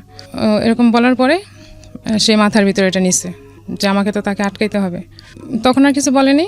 তো বিয়ের পরে সে তো আমাকে উঠাই নিবে আগে, তাদের বাড়িতে নিয়ে যাবে, দেন তারপর না তার ডিসিশন। যাই হোক, এখন বিয়ে হচ্ছে, সে আমাদের বাড়িতে আসে নাই এর মধ্যে। আর বিয়ের পয়লা বৈশাখের পরে আরও 15 দিন পরে সে একদিন ছুটি পাইছে অফিস থেকে। তো সে সম্ভবত ওই ঘটক ভাইয়াকে বলছে যে শ্বশুরবাড়িতে যাবে আমাকে নিয়ে। তো সে আমাকে বলছে যে আমাকে নিয়ে যাবে। তো আমাকে নিয়ে সে সেদিন মাসখানেক পরে আর কি বিয়ের, আমাদের বাড়িতে আসছে। সেদিন আসার পরে সে ছিল 2 দিন বাসায় থাকার পর, তার যখন ছিল তখন আমি বাড়িতে চলে আসছি একবারে, আর তখন আর ঢাকায় যাচ্ছে না, বাড়িতে চলে আসছে, কারণ ও প্রতি সপ্তাহে এখানে আসবে, ছুটি পাইলে সে আমাদের বাড়িতে আসবে। মানে সেরকম বলে নাই, তো সবাই চাচ্ছে এরকম আসুক, যেহেতু বিয়ে এখন উঠায় নিতে পারতেছে না, তাহলে এখন কি করবে, সে একটা প্রিপারেশনের দরকার উঠায় নেওয়ার জন্য। তো আমি বাড়িতেই রয়ে গেলাম, সে প্রতি বৃহস্পতিবার যাচ্ছে, এরকম প্রতি সপ্তাহে যাচ্ছে। পরে একদিন হঠাৎ করে ও চলে যাওয়ার পর আমি আমার বিছানার বালিশের নিচে একটা চিঠি পাই। চিঠিতে লেখা ছিল আমার নাম, মানে শিরোনামে আমি ছিলাম, মানে আমার নামটাই ছিল, কিন্তু ভিতরে যে কথাবার্তা সেগুলো আমার সাথে যায় না। কি লেখা ছিল? মানে সেরকম লেখা ছিল যে তার সাথে একটা মানে ব্রেকআপ হলে যেরকম কথাবার্তা হয় না, সেরকম কথাবার্তা লেখা, যে আমি তোমাকে এরকম পছন্দ করতাম, এই করতাম সেই করতাম, যে তুমি আমার সাথে এরকম করে আমি বুঝতে পারিনি, এরকম লেখা। আর যখন আমি চিঠিটা ও যাওয়ার পর বিছানা গুছাইতে গেছে, তখন যখন দেখলাম, তখন আমি এটার বুঝতে পারলাম না যেটা কাকে লেখা। লেখা তো আমার নাম, কিন্তু তার সাথে আমার রিলেশন তো এরকম না। তার সাথে আমার স্বাভাবিক সম্পর্ক, সে নাস্তা টাস্তা করে সকালবেলা খেয়ে দিয়ে তারপর বাসায় থেকে বের হলো। তো আমি তখন তো মোবাইল নেই যে তার সাথে আমি যোগাযোগ করবো বা কিছু বলবো বা জানতে চাইবো যেটা কার চিঠি। তো যখন ও যখন ফোন দিয়েছে, তখন আমি ওকে জানতে চাইছি যেটা চিঠি পাইছে এটা কার। পরে বলতেছে কোন জায়গায় পাইছে, আমি বলছি বিছানায় ছিল। পরে বলতেছে তোমার জন্যই লিখছিলাম। পরে আমি বলছি আমার জন্য এই ধরনের কথাবার্তা কেন? আর আমার তখন এত বুদ্ধিও ছিল না যে আমার সাথে তো এরকম রিলেশন না। এখন বুঝি সেটা তো আমার জন্য ছিল না। পরেও শুনছি চিঠিটা কার, কিন্তু এটা যে আমার ছিল না এটা আমি বুঝতে পারছি। তখনও বুঝতে পারছি, এখনো বুঝতে পারি, এখন ভালো করে বুঝতে পারি। তখন তো আমি কি হয়েছে তারপরে তখন কি করেছেন? তখন চিঠিটা যখন দেখলাম, তখন এটা জিজ্ঞেস করলাম, সে আমাকে এড়াই গেল, বললো যে এটা আমি তোমাকেই লিখছিলাম, এমনি লিখছিলাম। আপনার নাম ছিল চিঠির শুরুতে? হ্যাঁ, চিঠির মধ্যে আমার শুরুতে আমার নাম ছিল। এখানে কারণ আছে, আমি বলবো পরে। ওকে, আচ্ছা, যাই সামনের দিকে। তো এটা আমার নাম দিয়ে লেখা, এরকম লেখা ছিল। এর মধ্যে তো আর সে উঠায় নিয়ে আসতে পারতেছে না আমাকে, 9 মাস হয়ে গেল অলরেডি আমাদের বাড়িতে। তবে আমার ফুপু একদিন বলে বসছিল ওর সামনে যে তোমার বাপের কি টাকা নাই, আমার বাস থেকে উঠায় নিতে পারতেছো না। মানে আমার ফুপুটা একটু সহজ সরল টাইপের, অত শিক্ষিত না, তো বলে ফেলাইছে ওর সামনে। আর এটা নিয়ে ওর যখন বলছে তখন ও খুব মাইন্ডে লাগছে, তার ইগোতে লেগেছে। এটা ওর ফ্যামিলি তো বলছে, বলার পর এটা নিয়ে ওর বাবা খুব মোটামুটি রাগ হয়েছে। আর ওর বাবার কথা ছিল যে আমি করবো না, তোমাদের বিয়ে শাদীর জন্য আমি কারো টাকা পয়সা দিব না, দিতে পারবো না, যার যার বিয়ে শাদীর টাকা শেষে জোগাড় করবা। এখন কি হবে, এখন তো তার সেরকম বিয়ের পর থেকে সে চাকরিও ঠিক মতো করতে পারতেছে না, মানে করতে পারতেছে না, সে ঠিক করে না ঠিক মতো চাকরি বাকরি। তো 2 দিন করে তো 4 দিন থাকে না এরকম। আর সে টাকাও জোগাড় করতে পারতেছে না, বউ কীভাবে নিবে, কারণ ওর তো কন্ডিশন দেওয়া ছিল কী কী জিনিসপত্র নিয়ে যাবে। এটা তো আমাদের ফ্যামিলিতে বলতে পারতেছে না যে আমি এগুলো ম্যানেজ করতে পারতেছি না বা আমি নিতে পারতেছি না। তো আমি ওর জিজ্ঞেস করলাম যে এখন যে এরকম প্রবলেম হইতেছে, এখন মানুষ তো আমাকে খারাপ বলতেছে, বা আমাকে না তোমাকে খারাপ বলতেছে, যে তোমার হাজব্যান্ডের মনে কম, মানে টাকা পয়সা নাই, এতদিন হয়ে গেলে উঠে নিতে পারতেছে না। তো আমাকে বললো যে আমি তো ম্যানেজ করতে পারতেছি না জিনিসপত্রগুলো, আর উঠে নিতে গেলে তো খরচ আছে, আমি কী করবো। তো আমি আমার মায়ের সাথে বুদ্ধি করলাম যে প্রেস্টিজ বাঁচানোর জন্য, যে আমার যে বিয়ের আগে যে গোলগুলো ছিল সেগুলো আমি কি করলাম, সব আমি আর আমার মা মিলে, এটা কিন্তু কেউ জানে না, আমার মা ছাড়া এখনও জানে না। তো আমি আর আমার মা মিলে ওই জিনিসগুলো বললাম যে আমি তাহলে বিয়ের জিনিসগুলো এটা দিয়ে বানাইতে বলি, ওরে আমিই বানাই। ওকে, আমি আর আমার মা মিলে বললাম। পরে মা বললো ঠিক আছে, তাহলে তোমারই তো, তাহলে তুমি করো না। সরি, এর মধ্যে আরেকটা কথা, উঠায় নিয়ে যাওয়ার আগে একটা কোরবানি ঈদ আসছে লাস্ট। আমার তো এপ্রিলে বিয়ে হয়েছে, তারপর কোরবানি ঈদ যখন আসলো প্রায় 9 মাসের কাছাকাছি তখন। তো এখন ঈদে যদি আমি এখানে থাকি, তাহলে মানুষ ভাববে কীরকম একটা ভাববে, এই মানুষের ভাবাটাই অনেক কাল হয়ে গেছে আসলে। তো এখন সে আমাকে, আমি বলতেছি তাহলে আমরা কী করতে পারি বলো। এখন এক কাজ করো, তাহলে তুমি বাড়িতে বলো যে আমরা দেশে যাই ঈদ করতেছি, আমার আব্বা আম্মা বলছে ওকে দেশে নিয়ে যেতে। তো সেটা বলে সে আমাকে তার মেসে নিয়ে আসলো ঈদ করার জন্য রাতেবেলা। সে তখন কাঁঠাল বাগান থাকে, মেসে থাকে, মেসে সবাই চলে গেছে, মানুষের মুখের কথা থেকে বাঁচার জন্য আপনারা এই কাজটা সেটা করলাম। তো বলতেছে ঠিক আছে তাহলে চলো মেসে, আমরা ওইখানে ঈদ করি। তো সে মেসে নিয়ে আসলো কাঁঠাল বাগানে ঈদ করার জন্য।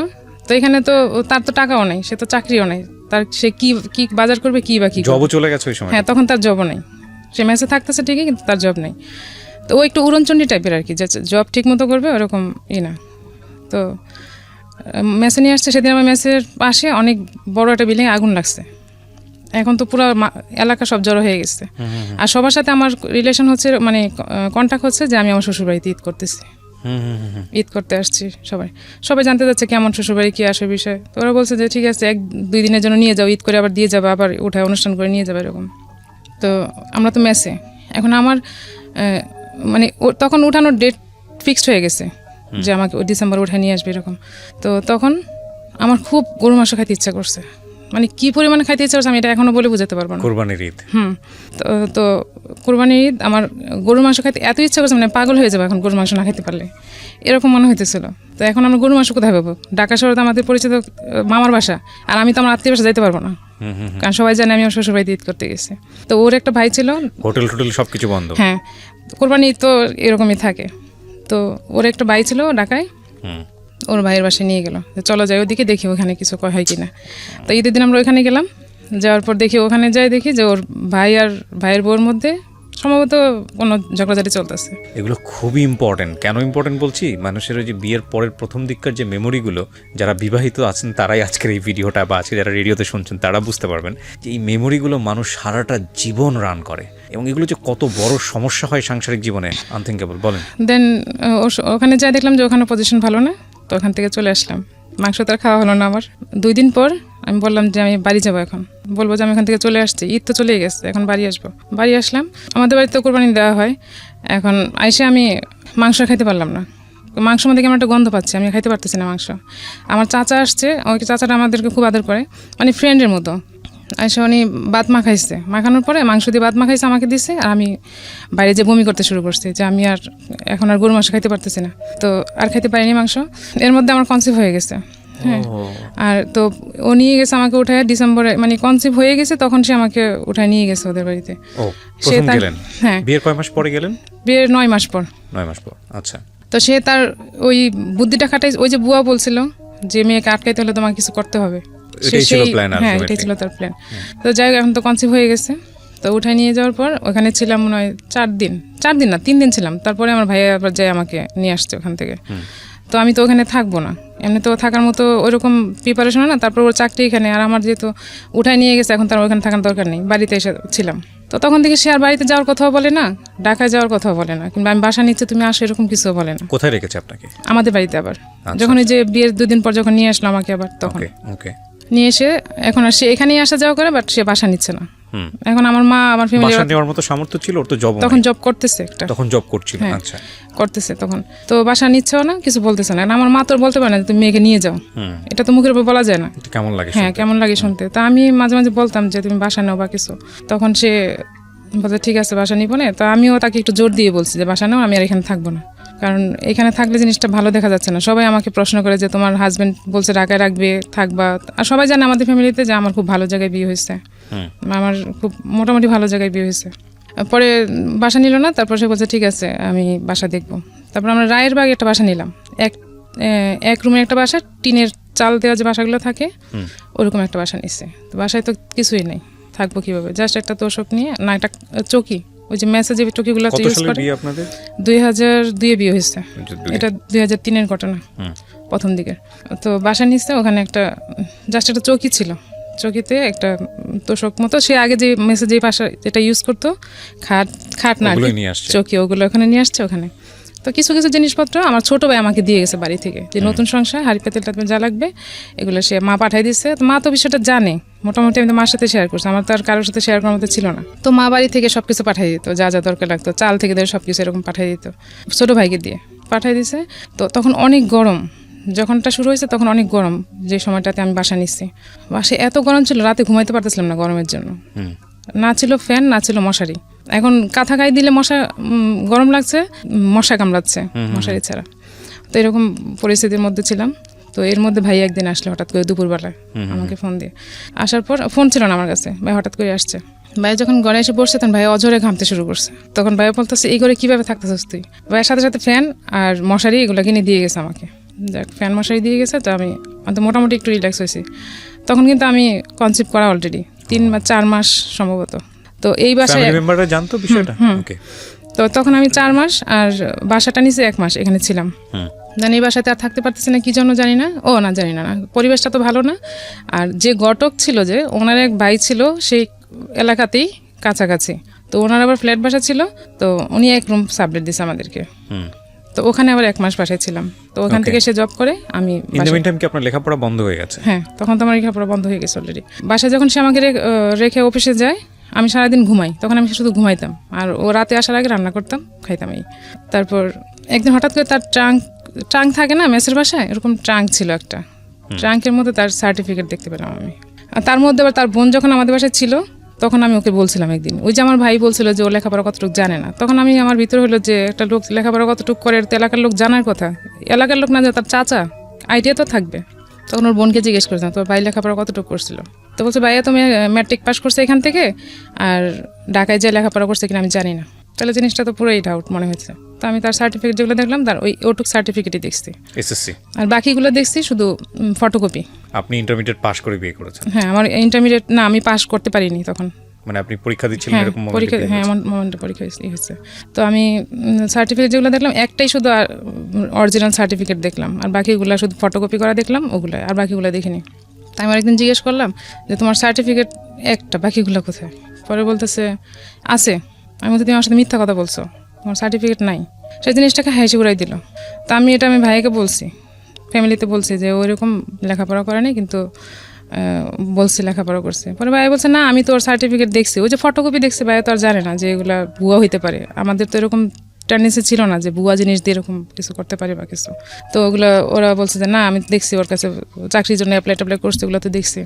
তো ওইটা আমার সাথে স্বীকার করলো না। তো এখন আর কি বলবো, এখন বেশি ছড়াইতে গেলে জিনিসটা আমার উপরই আসতেছে, কারণ আমার হাজবেন্ড, তারপর আমার এদিকে আমার বাচ্চা হবে অলরেডি, এগুলো তো আমি কারোর সাথে বলে আমার প্রেস্টিজে লাগতেছে। এখন আমিও কারোর সাথে আমিও চুপ হয়ে গেলাম, আমি আর কিছু বলছি না। যে তো জব করতেছে করুক। তো ওখানে 1 মাস ছিলাম, থাকার পরে আবার ভাইয়া বলতেছে তোদের এত প্রবলেম, তো ঠিক আছে আমি তো ঢাকায় বাসা নিব, আমি ঢাকায় থাকি, তুই এক কাজ কর আমাদের সাথে থাক দুজনেই, আর বাসা ভাড়াটা যা লাগে আমি দেবো, ওকে বল চাকরি করে যা করবে সব যেন ও এখন জমায় নিতে পারে, এখন তোদের কোনো খরচ লাগবে না, আমি থাকবো যেহেতু আমার সাথে থাকবে। তো ভাই একটা বাসা নিল, ওই বাসায় আমরা উঠলাম। তো ওই 2 মাস ছিলাম ওর সাথে বাইরের বাসায়, তারপরে এই বাসায় আসলাম। আসার পর ও চাকরি আবার চলে গেছে, ও শুধু ঘুরতেছে খাইতেছে, কারণ ভাইয়া সব করতেছে, ভাইয়া প্রতিদিন বাজার টাজার যায়, এভরিথিং যা লাগে খুব অড লাগে না দেখতে, বিষয়টা লাগে না সেটাই। এখন সে সব করতেছে, তাকে আমি বলেছি আমি জব করো চেষ্টা করবো, কিছু ও চেষ্টা তো করতেছে, না হলে কি করবো, ও হচ্ছে গা ছেড়ে দিয়ে চলা আর কিরকম। তো এর মধ্যে যখন আমার 8 মাস বেবি হবে, তখন হঠাৎ করে একদিন উধাও হয়ে গেছে। আমার ভাইয়ার যে ড্রয়ার ছিল টাকা রাখার, সেখান থেকে টাকা নিয়ে সে চলে গেছে। কোথায় গেছে তার কোনো খবর নেই, কারণ তখন তো মোবাইল ছিল না, আর সে কারোর সাথে যোগাযোগ করে না। যাওয়ার পর আমি এতটাই মেন্টালি অসুস্থ হয়ে গেছিলাম যে আমি এখন কি করব, মানে কাকে বলবো, কি করব। ভাইয়া ছিল, ভাইয়াকে বলছি, ভাইয়া তো জানি যে ভাইয়ের কাছে এরকম গেছে। তখন ওরে খুঁজে পাওয়ার তো কোনো ওয়ে নাই, যে কোথায় খুঁজে পাবো কিছু। তো ওদের বাড়িতে জানানো হলো ওকে খুঁজে পাওয়া যাচ্ছে না, ওকে বাড়ি গেছে কিনা কি আসে না, ওখানেও যায়নি। সে আমাদের সাথে কারোর সাথে যোগাযোগ করছে না। আমি অজরে কান্নাকাটি করতেছিলাম যে আমি এরকম কখনোই দেখিও নাই, শুনিও নাই কোনো দিন। আর আমার এরকম পরিস্থিতি, সে কীভাবে এরকম একটা কাজ করলো, সে কি মরে গেল, তাকে কেউ নিয়ে মেরে ফেললো, মানে এইসব চিন্তা আমার ভিতরে, যে সে নিজে থেকে পালাই গেছে কিংবা সে ইচ্ছা করে যোগাযোগ করতেছে না, এটা আমার ভিতরে, হ্যাঁ এটা আমার ভিতরে কাজ করতেছে না, করতেছে যে সে তাকে কোনো বিপদে পড়লো কিনা, কিছু হইলো কিনা, আমি এখন কি করব, এরকম অজরে কান্নাকাটি করতেছি। প্রায় 15 দিন পর, মেবি 15 দিন না 12 দিন পর সে যোগাযোগ করলো। যোগাযোগ করে সে, তখন তো তাকে পাওয়াটা হয়েছে আমাদের কাছে সবচেয়ে বড় ইস্যু, যে তাকে খুঁজে পাওয়া গেছে এটা। সে আসলো বাসায়, তো ভাইয়া তার সাথে রাগ করে কথা বললো না। তো আমি জিজ্ঞেস করলাম কই গেছিলাম, কী করছো? পরে বলে যে চাকরি খুঁজতেছিলাম, চাকরি খুঁজতেছে এই সেই, মানে কিছু বললে সেটাকে এড়াই যেত। তো এটা তো আমাকে না বললে আমি জানবো না সে কোথায় গেছিলো, কী করতেছিল। তো গেলো, ফার্স্ট টাইম এটা গেলো। তারপর আমার মেয়ে হলো, সিজারে হলো মেয়ে। তারপর মেয়ে হওয়ার পরে তার কাছে, তখন তো তার কাছে কোনো টাকা পয়সা নেই, চাকরিও নেই, সব কিছু আমার ভাইয়া করলো আর মামা করলো, মানে হসপিটাল যত খরচ আসছে এভরিথিং সব কিছু করলো। ইভেন তাকে গাড়ি ভাড়া পর্যন্ত আমরা ফ্যামিলি থেকে দেওয়া হয়েছে। তো সব কিছু করার পর ওদের ফ্যামিলি থেকে যেদিন আমি হসপিটালে ভর্তি হব, সেদিন আমি ওর ফ্যামিলিতে সবাইকে বলছি যে আমার জন্য দোয়া করতে, কিংবা কী হবে আমি তো জানি না, কি হইতে পারে না হইতে পারে। ওরকম মোমেন্টে আমি দোয়া নেওয়ার জন্য সবাইকে ফোন দিছি। ফোন দেওয়ার পর ঠিক আছে যাও, কথাবার্তা হয়েছে। কিন্তু হসপিটালে থাকা অবস্থায় আমি যে কয়েকদিন ছিলাম, একটা লোক আমাকে একটা ফোন দেয়নি যে তুমি কেমন আছো, কী আসো এই বিষয়, বা বাচ্চা কেমন আছে, তোমার শরীর কেমন আছে, কেউ না। ওর সাথে কথা হয়েছে হয়তো বা, আমি জানি না, ও ফোন দিলে হয়তো কথা হয়েছে, বলে যে কথা হয়েছে, জানাইছি বাড়িতে। তো যা কথা হয়েছে, এখন ওরা আর আসে না কেউ দেখতে, যে মেয়ে হয়েছে নাতিন হয়েছে যাই দেখতে যাই। তো আমার কাছে মনে মনে ভাবছি যে আমার শ্বশুর মেয়ে পছন্দ করে না, সম্ভবত আর মেয়ে হয়েছে দেখে সে খুশি না, সেজন্য বোধহয় আসে না। তো আমি বাসায় আসার পর বললাম যে ওনারা কেন আসে না, সবাই তো প্রশ্ন করে যে দাদা দাদি কেন আসতেছে না দেখার জন্য। তো বলতেছে বাড়িতে ঝামেলা, থাকার লোক নাই, কিছু না, এখন ওরা তো গরু টরু পালে, এই জন্য আসতেছে না। আচ্ছা আসবে না পরে। তো এরকম করতে করতে ওর দাদি আসলো, মানে আমার শাশুড়ি আসলো সম্ভবত 3 মাস পর, এরকমই হবে, 2.5-3 মাস পর, আমার ঠিক মনে নেই।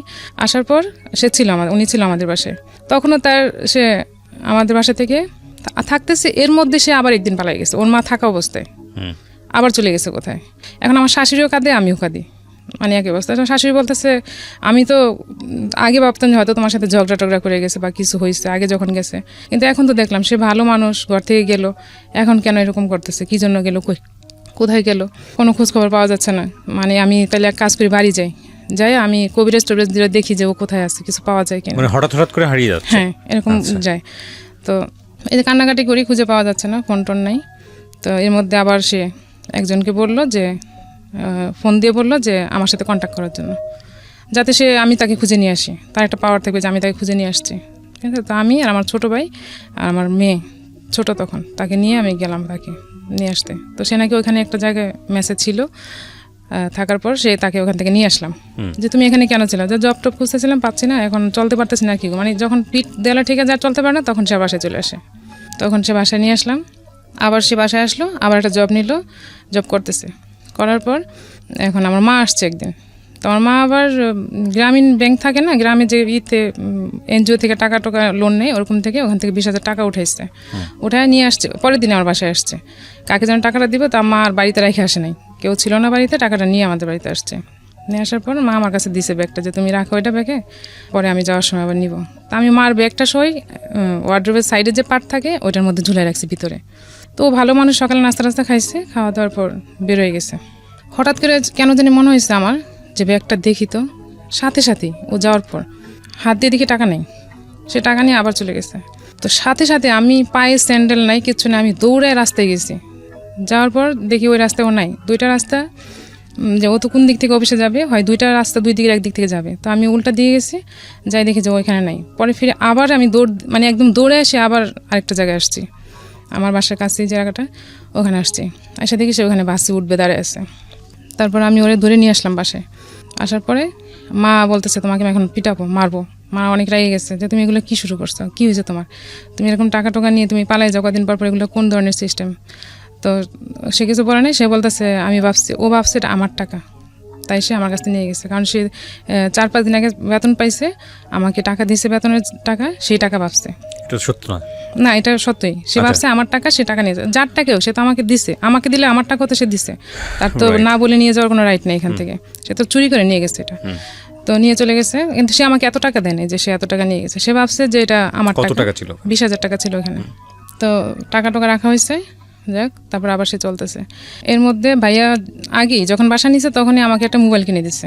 আমি লজ্জাজনক না যে শাশুড়ির ইয়ে থেকে সে টাকা চুরি করে নিয়ে, সেটা লজ্জাজনক, ভয়ঙ্কর লজ্জাজনক। আপনারা দেখেন এখানে গল্পগুলো ভাবে বলা হচ্ছে, যে গল্পগুলো পুরো জীবনের গল্প, প্রায় এক যুগের সংসারের গল্প, বা যাই বলি না কেন, এখানে খুব ছোট ছোট করে আনা হচ্ছে। এই ঘটনার প্রেক্ষাপটে একটা সংসারে কি হতে পারে, তাদের দৈনন্দিন জীবন আচরণ কি হতে পারে, এটা যারা সংসার করেছে সহজেই অনুমেয়, তো চিন্তা করার বিষয়। বাট এটাও ঠিক যে মানুষটা কেন পালিয়ে যাচ্ছে বারবার, সেটাও কিন্তু আমরা জানি না, সেখানেও একটা রিজন থাকতে পারে। এই জন্য সবসময় বলি আমি যে জীবন গল্পের একটা অনেক বড় দুর্বলতা বা সীমাবদ্ধতা হচ্ছে এটা একপাক্ষিক বলা। বেশিরভাগ সময়ই যে গল্পগুলো এখানে আসে সেটা একজন মানুষের বলা। যে মানুষটা চলে আসে ওই গল্প বলার প্রেক্ষাপটে, ওই মানুষটার যদি বক্তব্য সমানভাবে নেওয়া যায়, তাহলে হয়তো এই বক্তব্যগুলোকে নিয়ে একটা অন্যরকম চিন্তাভাবনার সুযোগ তৈরি হবে। তো যাই হোক না কেন, একটা জিনিস কি, যে দিন শেষে গল্প বলার শেষে যে রেজাল্টটা দাঁড়ায়, সেই রেজাল্টটা আমাদেরকে অনেক বড় একটা শিক্ষা দেয় সুন্দর একটা জীবনযাপনের জন্য আমরা কি পথ বেছে নিতে পারি সেই জায়গাটাতে। জি বলেন। তারপর তো এরকম 3বার যাওয়া হয়ে গেছে অলরেডি। জি। তো যাওয়ার পর যখন সে লাস্ট টাইম আসলো, তাকে আমি বারবার প্রশ্ন করতাম যে তুমি কোথায় যাও, কি জন্য যাও? তো সে বলে যে আমি নিজেও জানি না কেন যাই, কি করি, কোথায় যায় সে আমাকে এক্স্যাক্টলি বলে না, সে আসলে কোথায় যায়, কি করে। তো এর মধ্যে যখন বাসায় আসলো, তখন বাই দ্য ওয়ে একদিন কথায় কথায় বেরোলো যে ওই যে মেয়ে মহিলা যে আমাকে দেখতে আসছিল মেসে, বউ, যখন আমি ফার্স্ট টাইম গেছিলাম, আর চিঠি, সেই চিঠি ওই মহিলার, তার সাথে পারুল ছিল। হ্যাঁ, ওই মহিলার নাম ছিল পারুল। ওনার তখন 2টা বেবি, ওনার হাজব্যান্ড মারা গেছে, উনি একটা পরিচালকের ওয়াইফ, হ্যাঁ, ওনাকে মেরে ফেলা হয়েছে। তো ওর সাথে ওর ফিজিক্যাল রিলেশন ছিল, পরকীয়া ছিল ওর সাথে।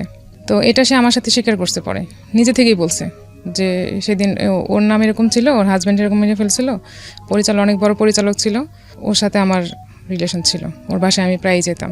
তো এখন বলে আমি শুনে তার কিছু করতে পারছি না, বাট আমি শুনলাম। যেতাম মানে এটা কি বিয়ের আগের ঘটনা বলছে? হ্যাঁ, বিয়ের আগে তার সাথে সম্পর্ক ছিল। এখন বিয়ের পরেও সম্ভবত ছিল, কিন্তু আমি তার জানি না, এটা তো আমাকে পরে বলছে, সেটা নিয়ে বলার দরকার নেই, আমি তো জানি না। হ্যাঁ, তবে পরে ছিল যখন আমার মেয়েটা হয়, তখন সে নাকি তার বাসায় গেছিল, আমাকে বলছে পরে। তো এর মধ্যে তো 3-4বার যাওয়া হয়ে গেছে।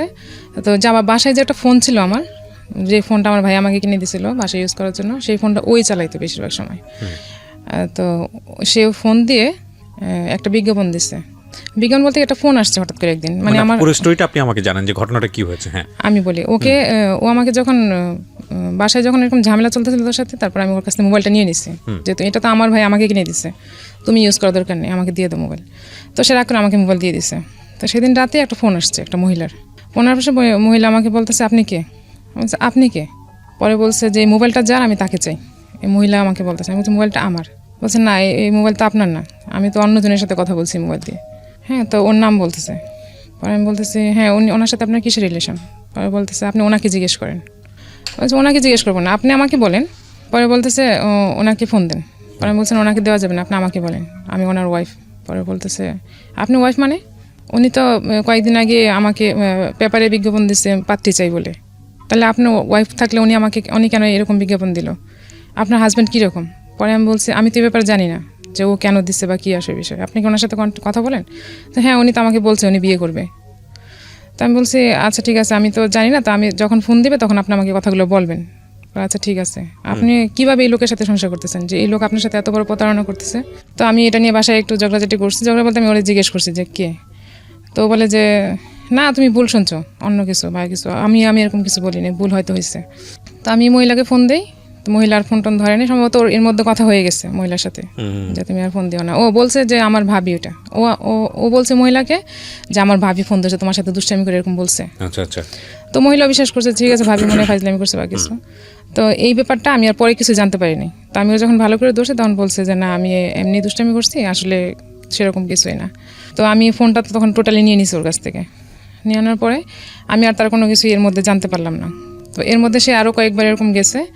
তো যাওয়ার পরে এখন কি করব কিছুই বুঝতে পারতেছি না যে আমি এখন কি করা উচিত। না কিন্তু তখন তো আপনার সন্দেহ তীব্র হওয়ার কথা যে হ্যাঁ সন্দেহ তো হয়েছে, পুরা কেস আপনি জেনে গেছেন, আগে একটা স্টোরি ছিল, এর মধ্যে পাত্রী চাই নামে একটা ঘটনা ঘটলো। এখন তো এরপরে যখন এই ধরনের হঠাৎ করে উধাও হয়ে যেত, নিশ্চয়ই বাড়ি ফেরার পরে খুব শান্ত পরিবেশ থাকতো না? হ্যাঁ না থাকতো না। আপনারা ঝগড়াঝাটি করতেন? হ্যাঁ ঝগড়াঝাটি বলতে ওরকম কি তাকে আমি জিজ্ঞেস করতাম, কথা বলতাম না, কিংবা তার সাথে আমি মারামারি তর করতে যেতাম না, জাস্ট আমি জিজ্ঞেস করতাম যে কেন তুমি আমার সাথে। তার সাথে আমার বিহেভটাও তো ভালো ছিল না তখন, আর তার প্রতি আমার রেসপেক্ট একদমই উঠে গেছে তখন, যে সে কন্টিনিউ আমার সাথে এরকম করতেছে। আর আমি বারবার সে এসে মাপ চাচ্ছে যে না আমি নেক্সট টাইম আর করবো না, এইবারই শেষ, আর করবো না, যা হয়ে গেছে মাফ করে দাও, এরকম বলতো।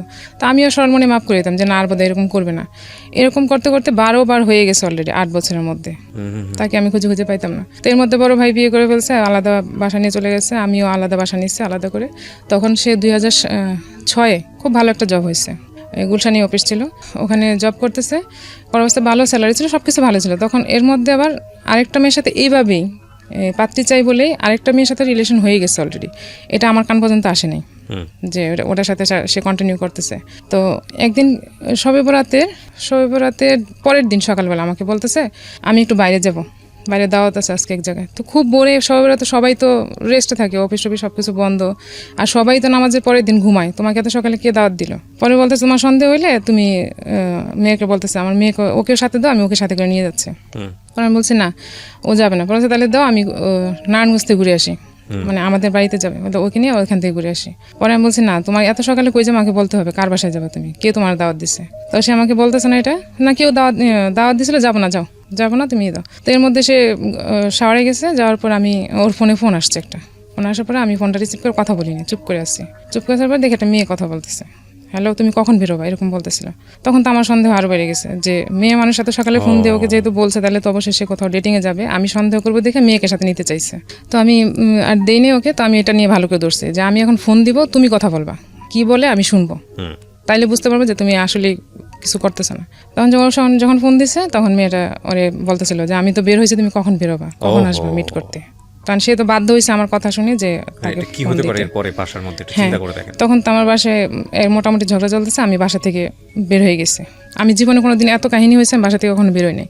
কারণ সে আমাকে বলছিল প্রথম দিন বলতে মানে বিয়ের পর সে আমাকে বলছিল যে বিয়ের আগে কি হয়েছে না হয়েছে আমি কিছু জানতে চাইবো না কোনো দিন, কিন্তু বিয়ের পরে যেন কেমন কিছু না থাকে, আর ঝগড়া করে কখনো বাসা থেকে বের হতে পারবে না।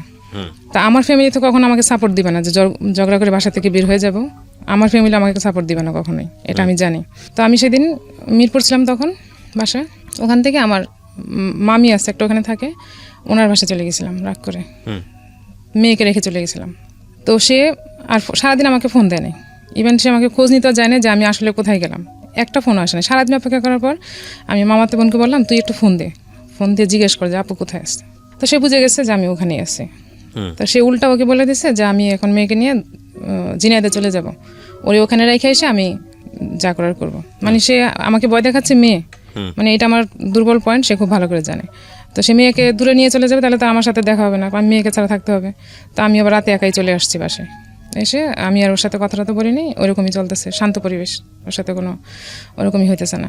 তারপর আমি ওই মেয়েটার নাম্বারটা নিলাম, নেওয়ার পর আমি একজনকে লাগাইলাম যে মেয়েটা কে, তাকে বের করতে। তো মেয়েটাকে সে এরকম কথাবার্তা বলে মেয়েটার ডিটেলস বের করছে। বের করার পর সে একদিন ওই মেয়ের সাথে দেখা করতে যাবে, মানে আমার হাজবেন্ড দেখা করতে যাবে। সেদিন সেও বলছে, ওই মেয়েটাও বলছে যে ও কার সাথে দেখা করতে যাবে, কখন দেখা করতে যাবে। তো সেই অনুযায়ী আমিও গেছি, সে মৌচাকে আসবে দেখা করতে মেয়েটা, আমিও গেছি। তো যে লোকটাকে আমি লাগাইছি সেও আমাকে লোকেশন দিয়েছে, সে অমুক জায়গায় ওরা বসছে, আপনি যান। তো আমি যখন মেয়ে ছোটো, মেয়েকে নিয়ে গেছি, তো আমি আবার মৌচাকে ড্রেস বানাতাম তখন, তো ওখানে গেছি। যাওয়ার পরে এখন ও আমাকে দেখে ফেলছে দূরে থেকে, আমি ওকে দেখার আগে ও আমাকে দেখে ফেলছে। আমাকে দেখে সাথে সাথে ওরা দুজনে দুই ভাগ হয়ে গেছে, ভাগ হয়ে পরে চলে আসছে। তো আমি দেখি নাই, কিন্তু আমি যাকে লাগাইছিলাম ওদের বের করার জন্য, সে আমাকে বলছে ও তো ওই ব্যাংকের গলিতে ছিল, আপনি দেখেন নাই কেন। পরে যাই হোক আমি আন্দাজে ওকে বলছি এসে যে তুমি ওখানে কি করতে গেছো, কি জন্য গেছো, তুমি তো ওখানে যাওয়ার কথা ছিল না, তুমি কার সাথে ছিলা। ওই মেয়েটার নাম, মেয়ের বয়স কত তখন? তখন সে ছোট, তখন তার বয়স হবে 3 বছর হবে। তখন আপনার সংসারের বয়স সর্ব সকলে 3.5 থেকে 4 বছর। হ্যাঁ, 4 বছরে তো যতগুলো আপনি এভিডেন্স পেয়েছেন, মানে আপনার কথা যদি সত্য হয়ে থাকে, তাহলে এই 4 বছরই তো আপনার সিদ্ধান্ত নিয়ে ফেলার কথা যে ওই যে আমি কি করব, আমার মেয়েটা বাবা ছাড়া হবে, এই জিনিসটা আমার মেয়েটার, এটা আমার বেশি ভিতরে কাজ করছে। আজকে যে গল্পটা এখানে প্রচার করছি, এটা শুধু একজনের স্টোরি না, এটা অনেক কমন একটা স্টোরি, অনেক কমন একটা স্টোরি। আমরা আমাদের সন্তানদের জন্য কত বড় স্যাক্রিফাইস করি সেটার একটা স্টোরি। বাট প্রশ্ন হচ্ছে যে এই স্যাক্রিফাইসের রেজাল্টটা কি দাঁড়ায়, এবং বিশেষ করে সন্তানদের কথা ভেবে আমি সবসময় আপনাদেরকে যে কথাটা বলি, রেডিওতে যারা শুনছেন, একই সাথে যারা ইউটিউবে দেখছেন, যে যখন সন্তান দুনিয়াতে চলে আসে তখন আসলে আর নিজের ব্যক্তিগত চিন্তাভাবনা করার সুযোগটা সেকেন্ডারি হয়ে যায়, নট সেটা ম্যান্ডেটরি। কজ আপনি একটা মানুষকে পৃথিবীতে নিয়ে এসছেন with the name of almighty Allah. তো সেই মানুষটাকে আপনি, সে তো আপনার আদ্যপান্ত জেনে আসেনি, হ্যাঁ, তাকে আপনি নিয়ে আসার প্রসিডিউর মেনটেন করেছেন বলেই সে দুনিয়াতে এসছে। তার লাইফের রেসপন্সিবিলিটি কিন্তু আপনার, এবং আপনি কতটা ভালো থাকলেন, কতটা মন্দ থাকলেন, সেটা আসলে তার লাইফের ওপরে যেন কোনোভাবে ইফেক্ট না করে। সো ওই জায়গাটা থেকে বাবা মারা অনেক বড় স্যাক্রিফাইস করেন, অনেক বড় স্যাক্রিফাইস করেন। মূল কথা হচ্ছে যে স্যাক্রিফাইসেরও তো একটা এন্ডিং পয়েন্ট আছে, যে এর বেশি আর করা যায় না। তো যখন একটা মানুষ বুঝেই যায় যে একটা মানুষের সঙ্গে সারা জীবন থাকা মানে হচ্ছে সেটা সন্তানেরও ক্ষতি, কিংবা আমার তো ক্ষতি পরেই অবশ্যই আছে, তাহলে সেটা কত লেভেল পর্যন্ত স্যাক্রিফাইস হতে পারে, সেটা একটা বড় প্রশ্ন। আজকের এই জীবন গল্পের ডাইমেনশনটা হচ্ছে এই জায়গাটাতে, যে কারণেই আপনাকে আমি প্রশ্নটা করছিলাম। বলুন, তারপর কি হলো? তারপর আমার চিন্তা এটাই ছিল যে আমার মেয়ে, ও যখন বাড়ি থেকে আসতো, পায়ের শব্দ যখন পেতো, সে দৌড়ে বুঝতে পারতো যে সে বাবা, খুব স্বাভাবিক, বাবা তো বাবা, সে অনেক দূর থেকে এটা বুঝতে পারতো, বলে যখন বুঝতে পারতো তখন সে দৌড়ে বাবা বলে চিল্লে বাইরে যেত। আর এই জিনিসটা আমার সবসময় ভিতরে কাজ করতো যে ও কাকে বাবা ডাকবে, এই জিনিসটা আমি মানতে পারতাম না। যখনই কোনো ডিসিশন নিতে চিন্তা করতাম, তখনই ভাবতাম যে আমার মেয়েটা তো বাবা ছাড়া হবে, সে তো বাবা ডাকতে পারবে না। এইটা ফ্যামিলির সন্তানরা আসলে জানে যে এটা আসলে কতটা পেইনফুল। বাবা মায়ের মধ্যে সম্পর্ক যেটাই থাকুক না কেন, এটা তো আসলে তাদের জানার কথা না, কিন্তু বড় হয়ে ওঠার জায়গাটাতে আসলে বাবা এবং মা দুজনের খুবই প্রয়োজন একটা সন্তানের, এবং সেটা যারা বড় হয়েছে তারা আসলে ফিল করে যে এটা আসলে বাবার কোনো সাইডের কারণে যদি বাবা দূরে থাকে, কিংবা মার কোনো সাইডের জন্য যদি মা দূরে থাকে, সেটা সেই জায়গা থেকে তাদের প্রবলেম। কিন্তু কাঠামোগত দিক থেকে তো একজন বাবাকে প্রয়োজন হয় নিজের জীবনে, মাকে প্রয়োজন হয়। ছোটোবেলাটা বলি, বড়োবেলাটা বলি, যেটাই বলি না কেন, সেই জায়গায় যে মিসিং, প্রতিনিয়ত যে মিসিং। কোনো সন্তানের হয়তো বাবার প্রতি ভয়ঙ্কর ক্ষোভ থাকতে পারে, কোনো সন্তানের হয়তো মায়ের প্রতি ভয়ঙ্কর রকমের ক্ষোভ থাকতে পারে, কিন্তু ওই জায়গাটা তো ব্ল্যাঙ্ক। ওই ব্ল্যাঙ্ক জায়গাটা যে কত কষ্টকর, এটা যে বড় হয়েছে সেই হয়তো বা জানে। জি, আপনিও চিন্তা করছিলেন। হ্যাঁ, তারপর সে আবার তখন তো প্রায় 4 বছর, মেয়ে 3.5 বছর না, 4 বছর হয়নি তখনও, 3.5 বছর এরকম হবে। তো আমি ওকে একটা স্কুলে ভর্তি করলাম। এর মধ্যে ওই যে মেয়েটার কথা বললাম, মেয়েটার বাড়ি ছিল বরিশাল, সে নাকি ওখানেও গেছে। তার মানে যে যখন পালাইয়া যাইতো, এটা আপনি কিভাবে ফাইন্ড আউট করলেন? সেই বলতো। আচ্ছা, পরবর্তীতে যখন সম্পর্কটা ইজি হতো, শুনলাম যে ওর সাথে এরকম রিলেশন ছিল, সে প্রায় ওখানে গেছে। তার মানে যখন সে পালায় যাইতো, সম্ভবত ও বাইরে যেয়ে ওরকম থাকতো আর কি। তো ওর সাথে হোটেলে ছিল একটা টাওয়াল ছিল, ওইটা সে নিয়ে আসছিল ওই মেয়ের, মানে হোটেল থেকে টাওয়েল নিয়ে হোটেলের না, ওই মেয়ের ছিল ওইটা ওকে সম্ভবত, ভুলবশত নিয়ে আসছে না কিভাবে নিয়ে আসছে আমি জানি না। তো একদিন যখন এটা নিয়ে প্রসঙ্গে কথা হচ্ছিল তখন সে বললো যে এটা ওই মেয়ের। তো তোমার কাছে আসলো কি করে? তখন বললো যে এরকম সে হোটেলে ছিল ওর সাথে। তারপরে আপনি মার্সি করতেন শুধুমাত্র এই বাচ্চাদের কথা শুনেই মার্সি করতেন নাকি আমি কি করব এখন, মানে ফ্যামিলিতে ফিরে যাওয়ার কোনো সুযোগ ছিল না? ফ্যামিলিতে সুযোগ ছিল না তা না, হয়তো আমি বললে হয়তো যাইতে পারতাম, কিন্তু আমি কি বলবো মানুষকে, বলবো কি মানুষ কি বলবে, আমার বাচ্চাটা এরকম হবে, তার ভবিষ্যৎটা অন্ধকার হয়ে যাবে, তা কি করবো আমি এখন কিছু করতে পারতেছি না, আমি ডিসিশন নিব কিভাবে? এবং একটা মেয়ের সবচেয়ে বড় যে মানে ব্যাকআপটা থাকা উচিত আমি মনে করি, যারা বাবা আছেন বা মা আছেন, আমি বলি এই কথাটা আপনাদেরকে বলতে চাই, রিকোয়েস্ট করতে চাই। ছেলেদের ক্ষেত্রে আমাদের সমাজে সবসময় আমরা যেটা দেখি যে ছেলে পড়াশোনা করবে, নিজের পায়ে দাঁড়াবে। একটা মেয়ের ক্ষেত্রে আমরা চিন্তা করি যে মেয়েটা পড়াশোনা করবে, একটা ভালো ছেলে দেখে বিয়ে দিয়ে দিব। এটা আমার ব্যক্তিগত ওপিনিয়ন। কোনো মেয়েকেই লেখাপড়া শিখিয়ে নিজের পায়ে দাঁড় করানোর আগ পর্যন্ত তার বিয়ে দেওয়া উচিত না। এটা আমার ব্যক্তিগত ওপিনিয়ন, আমি বলছি না যেটা আপনাকে মানতে হবে। আমি যত গল্প শুনেছি জীবন গল্পে, আমার কাছে মনে হয়েছে এই একটা জায়গায় যদি একটা মেয়ের মানে সাপোর্ট থাকতো, যে সে অর্থনৈতিকভাবে স্বাধীন, অর্থনৈতিকভাবে সে নিজের পায়ে দাঁড়াতে পেরেছে, তাহলে অনেকখানি সাপোর্ট তার, যৌক্তিক সাপোর্ট যেটা আমি বলি, অনেকখানি যৌক্তিক ডিসিশন নেওয়ার সুযোগ তার হয়। আনফর্চুনেটলি আমাদের সমাজের অধিকাংশ মেয়েরা এই একটা জায়গার কারণে সিদ্ধান্ত নিতে পারে না। কারণ সে তার সন্তান মানুষ করবে কিভাবে? সে যে ফ্যামিলিতে ফিরে যাবে কারোর ওপর তো বোঝা হবে না, আছে লেখাপড়া, বিয়ের সঙ্গে সঙ্গে লেখাপড়াও তো বন্ধ হয়ে গেছে। এবং এটা যে কত ভয়ঙ্করতম স্যাক্রিফাইস, কত ভয়ঙ্করতম যুদ্ধ প্রত্যেকটা মোমেন্টে সংসারের মধ্যে। যে মানুষটাকে আমি পছন্দ করি না, থাকতেই পারে, এমন হতে পারে ওনার হাজব্যান্ডের জায়গা থেকে ওনার প্রতি 100টা কমপ্লেন আছে, বাট প্রবলেম যে দুজনের জায়গা থেকেই ছিল, এটা তো সত্য। দেখেন, একটা মানুষকে আপনি পছন্দ করেন না, তারপরও ঘন্টার পর ঘন্টা, মাসের পর মাস ওই মানুষের সঙ্গে থাকতে হচ্ছে, আপনাকে থাকতে বাধ্য করা হচ্ছে, because of this and this is not life, definitely this is not life. তারপর কি হলো? তারপর যখন ওই মেয়ের সাথে সম্পর্কটা অনেক ডিপলি চলে গেছে, তখন এটা নিয়ে আমার ফ্যামিলিতে মানে ওর সাথে আমার অনেক ঝগড়া হচ্ছিল তখন, মানে খুবই খারাপ অবস্থা চলে আসছে তখন, যে আর তো সহ্য করা যাচ্ছে না, তুমি এরকম করতেছো, এটা আমি আর নিতে পারতেছি না। তখন সে আবার আমাকে ব্যস্ত রাখার জন্য, আর সে আবার আগের অবলম্বন, মানে আবার আমি কনসেপ্ট করলাম, আমার ছেলে আসলো পেটে, আমি বুঝতে পারিনি আসলে। মানে আপনি যখন একটা সিদ্ধান্ত নেবেন তখন আপনাকে ধরে রাখার জন্য, তখন সে আবার সে আমাকে পরে বলতো যে আসলে তোমাকে ব্যস্ত রাখতে চাইছি যাতে আমার দিকে নজর দিতে না পারো, এরকম বলতো। তো যাই হোক, ছেলে কনসেপ্ট করার সাথে সাথে আবার তারও একটা ভালো জব হলো তখন, একদম সেই মাসেই তার একটা ভালো জব হয়েছে, একটা ফরেন বাইংয়ে জব করতো তখন, অফিস থেকে গাড়ি টাড়ি সব কিছু দেওয়া হয়েছে, তার এক্সপিরিয়েন্সের উপর তার জবটা হয়ে গেছে। তো ওখানে ভালো চলতেছিল, খুবই ভালো ছিল তখন 2 বছর, কিন্তু ওই মেয়েটার সাথে কন্টিনিউ ছিল তার। আমি হয়তো কখনো জানতাম, কখনো জানতাম না, বুঝতে পারিনি, কিন্তু আমি তখন তো ব্যস্ত, সন্দেহ করতেন, তীব্র সন্দেহ করতেন, সন্দেহ তার ভিতরে ছিল। কিন্তু যখন একটা পর্যায়ে সে মোটামুটি জব করতেছে, সবকিছু করতেছে, তখন আমার এত সন্দেহ ছিল না তার প্রতি, মানে আমি তাকে বিলিভ করতাম এইভাবে যে না, সে ভুল করছে, ক্ষমা চাইছে, বাস সে ঠিক হয়ে গেছে, এরকম করে করে আমার সবগুলোই ভুল হয়েছে তার। তো তখন আমার 2টা বাচ্চা, আমি 2টা বাচ্চা নিয়ে ব্যস্ত, তখন সে আবার অফিস থেকে ভালো সাপোর্ট ভালো হচ্ছিল, সব কিছু ভালো, তখন সে গাড়ি কিনলো একটা অফিসে, গাড়ি কিনে গাড়ি ভাড়া দিল, যে ওর অফিসের গাড়ি দিয়ে আমরা চলাফেরা করি, আর ছুটির দিন আমাদের গাড়ি আমাদের থাকে, আর এমনিতে ভাড়া দিয়ে রাখছি। অর্থনৈতিক অবস্থা তো ভালোই ছিল, আমার আর কোনো টেনশন হচ্ছিল না। মেয়ে স্কুলে ভর্তি হলো তখন, ছোটো প্লেতে ভর্তি হয়েছে কেবল, আর ছেলেটা অত মাত্র হাঁটেও না তখন, ছোটো। এর মধ্যে একদিন হঠাৎ করে সে কী প্রিপারেশন নিচ্ছে আমি জানি না, বাসা চেঞ্জ করতে বললো। বাসা চেঞ্জ করে পাশেই একটা বাসা নিলাম, তখন আমি রামপুরাতে ছিলাম, পাশে একটা বাসা নিলাম। তো বাসা নেওয়ার পর তার ভাই ছিল ঢাকায় তখন, বড় ভাই, মানে আমার ভাসুর ঢাকায় ছিল। উনি দেখলাম হঠাৎ করে আমাকে মানে মাসের বাজার একসাথে করতেছে, সব বাজার টাজার করে নিয়ে আসছে। তো আমি বলতেছি এত বাজার একসাথে কেন? তো আমার হাজবেন্ড বলতেছে আমি কয়দিনের জন্য অফিসে বাইরে যাব, বাজার টাজার করতে পারবো না, তাই তোমার সব বাজার একসাথে করে দিয়ে যাচ্ছে। ওকে, ঠিক আছে।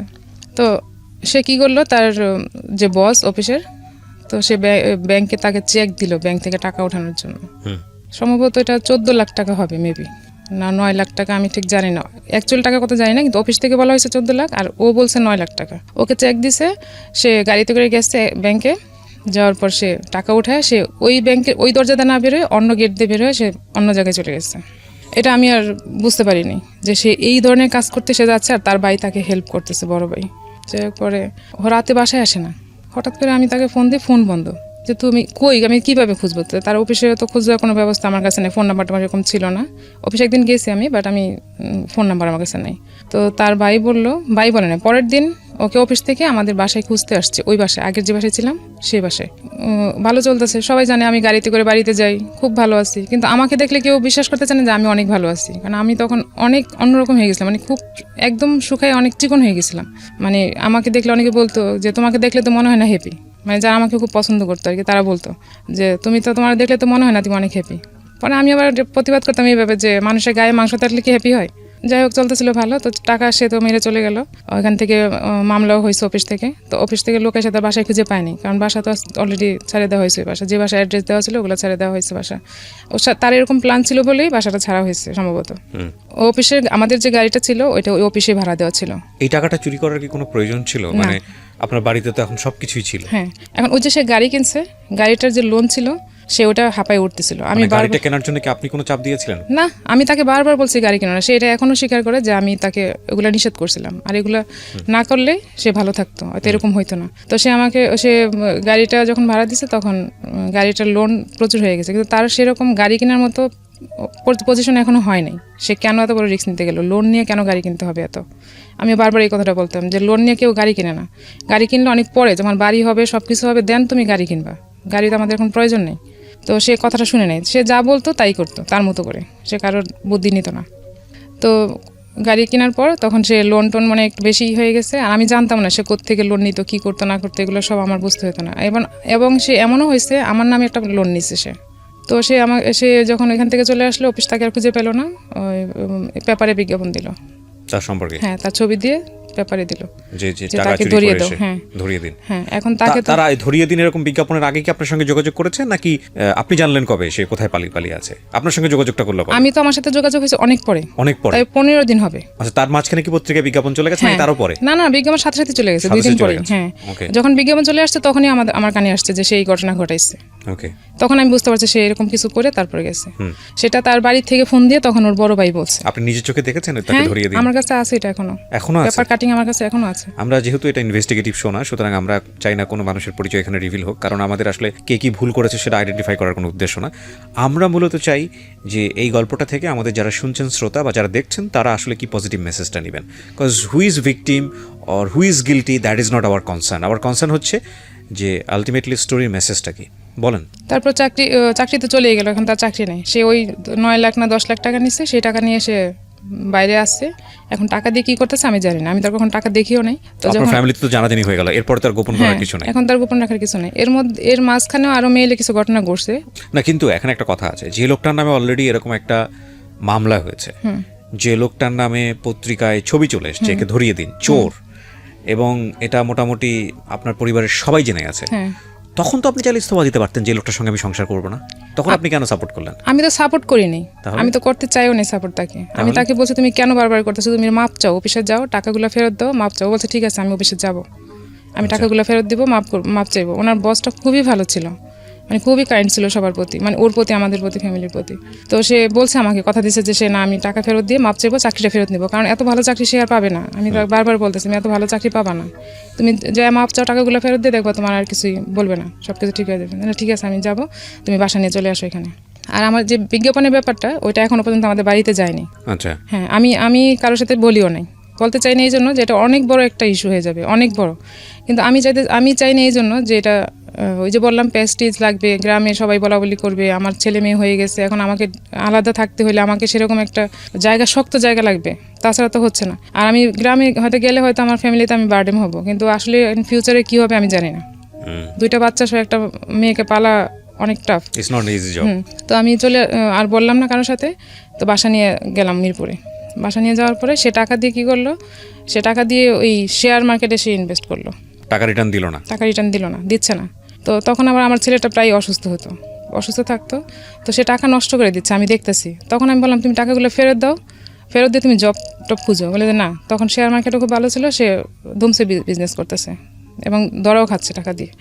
তো আমি একদিন হঠাৎ করে বললাম যে ছেলেটা তো এরকম অসুস্থ থাকে, তুমি এক কাজ করো, অন্তত 50,000 টাকা তুমি কোথাও রাখো যাতে অ্যাক্সিডেন্টলি একটা কাজে লাগতে পারে। কারণ আমি তো, আমার কাছে কোনো টাকা নেই যে আমি কীভাবে আমার বাচ্চার চিকিৎসা করবো, সে আবার কখন হারিয়ে যাবে তার তো কোনো ঠিক নেই। এই চিন্তা করে আমি তাকে এটা বলছি। সে আমাকে উত্তর দিল, আমার টাকা তোমার অ্যাকাউন্টে কেন রাখবো? আমি তো বেশি চাইনি, আমি 50,000 টাকা চাইছি, শুধু বলছি এটা যে ছেলের জন্য। এটা উত্তর দেবে, আমি আমার অ্যান্সার পেয়ে গেছি, আমি আর কিছু বলিনি। দেন সে হঠাৎ করে আবার উদো। তারপর আমি বলছি আমি এবার আইনি ব্যবস্থা নিব, আমি আর বসে থাকবো না। ওর ভাইকে ডাকালো আমার মা, আমি বলছি আপনি বলবেন যে আমার মেয়েও কোথায় চলে গেছে, খবর নেই, তোমাদের ছেলে মেয়ে তোমরা নিয়ে যাও। তো ওর ভাই তখন ঢাকায় ছিল, বড় ভাই। তো বাসায় নিয়ে এসেছে ফোন দিয়ে, আমি পাশের ফ্ল্যাটে ছিলাম। আমি বলছি যে বলবেন যে আমি নাই, আর ওদেরকে নিয়ে যেতে বলবেন, দেখি কী করে, ওরা কী বলে। ওরা যেহেতু কোনো স্টেপ নিতেছে না, তাহলে আমাকে নিতে হবে এখন। তো আমার মা বললো যে নিয়ে যাও, তোমাদের ভাস্তা তোমরা নিয়ে যাও, আমার মেয়ের ব্যবস্থা আমি করবো। পরে ও উত্তর দিল কি যে আমি কোথায় নিয়ে যাবো, আপনি নিয়ে যান।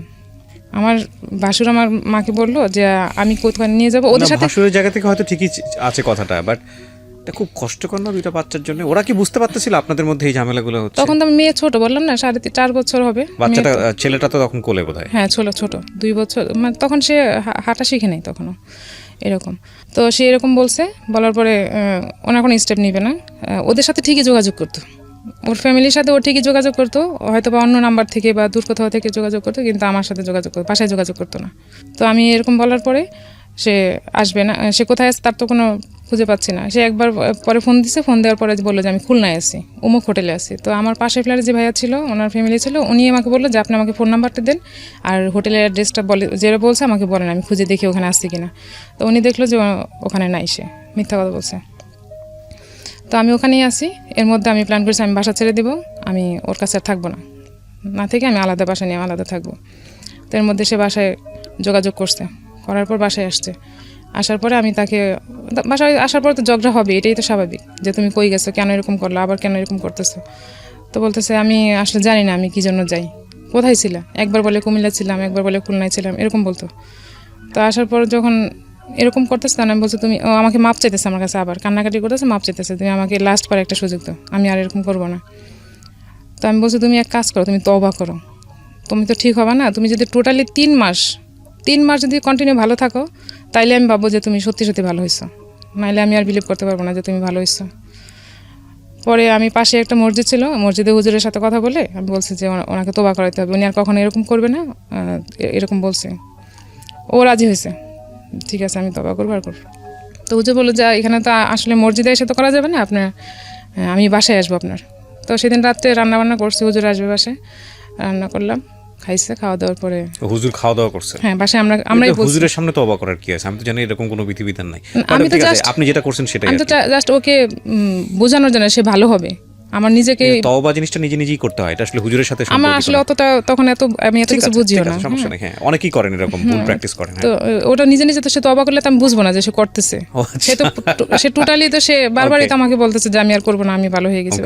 তো এটা আমার ইয়ের জন্য, মানে স্যাটিসফ্যাকশনের জন্য, হ্যাঁ স্যাটিসফ্যাকশনের জন্য আমি তাকে বলছি আর কি এটা করা। তো হুজুর এসে ওকে তওবা করাইলো, ঠিক সে তওবা করলো যে আমি আর এরকম করবো না, যা করছি আর করবো না। দেন সে আবার সেম 3 মাস পর আবার হলো। না এখানে একটা কথা বলে রাখি, অনেকে, আমি আসলে ধর্মীয়ভাবে অতটা বেশি জানি না, কারণ তওবাটা আসলে নিজের জায়গাটা থেকে নিজে করতে হয়, আল্লাহর কাছে বলতে হয়, মিনতি করতে হয়।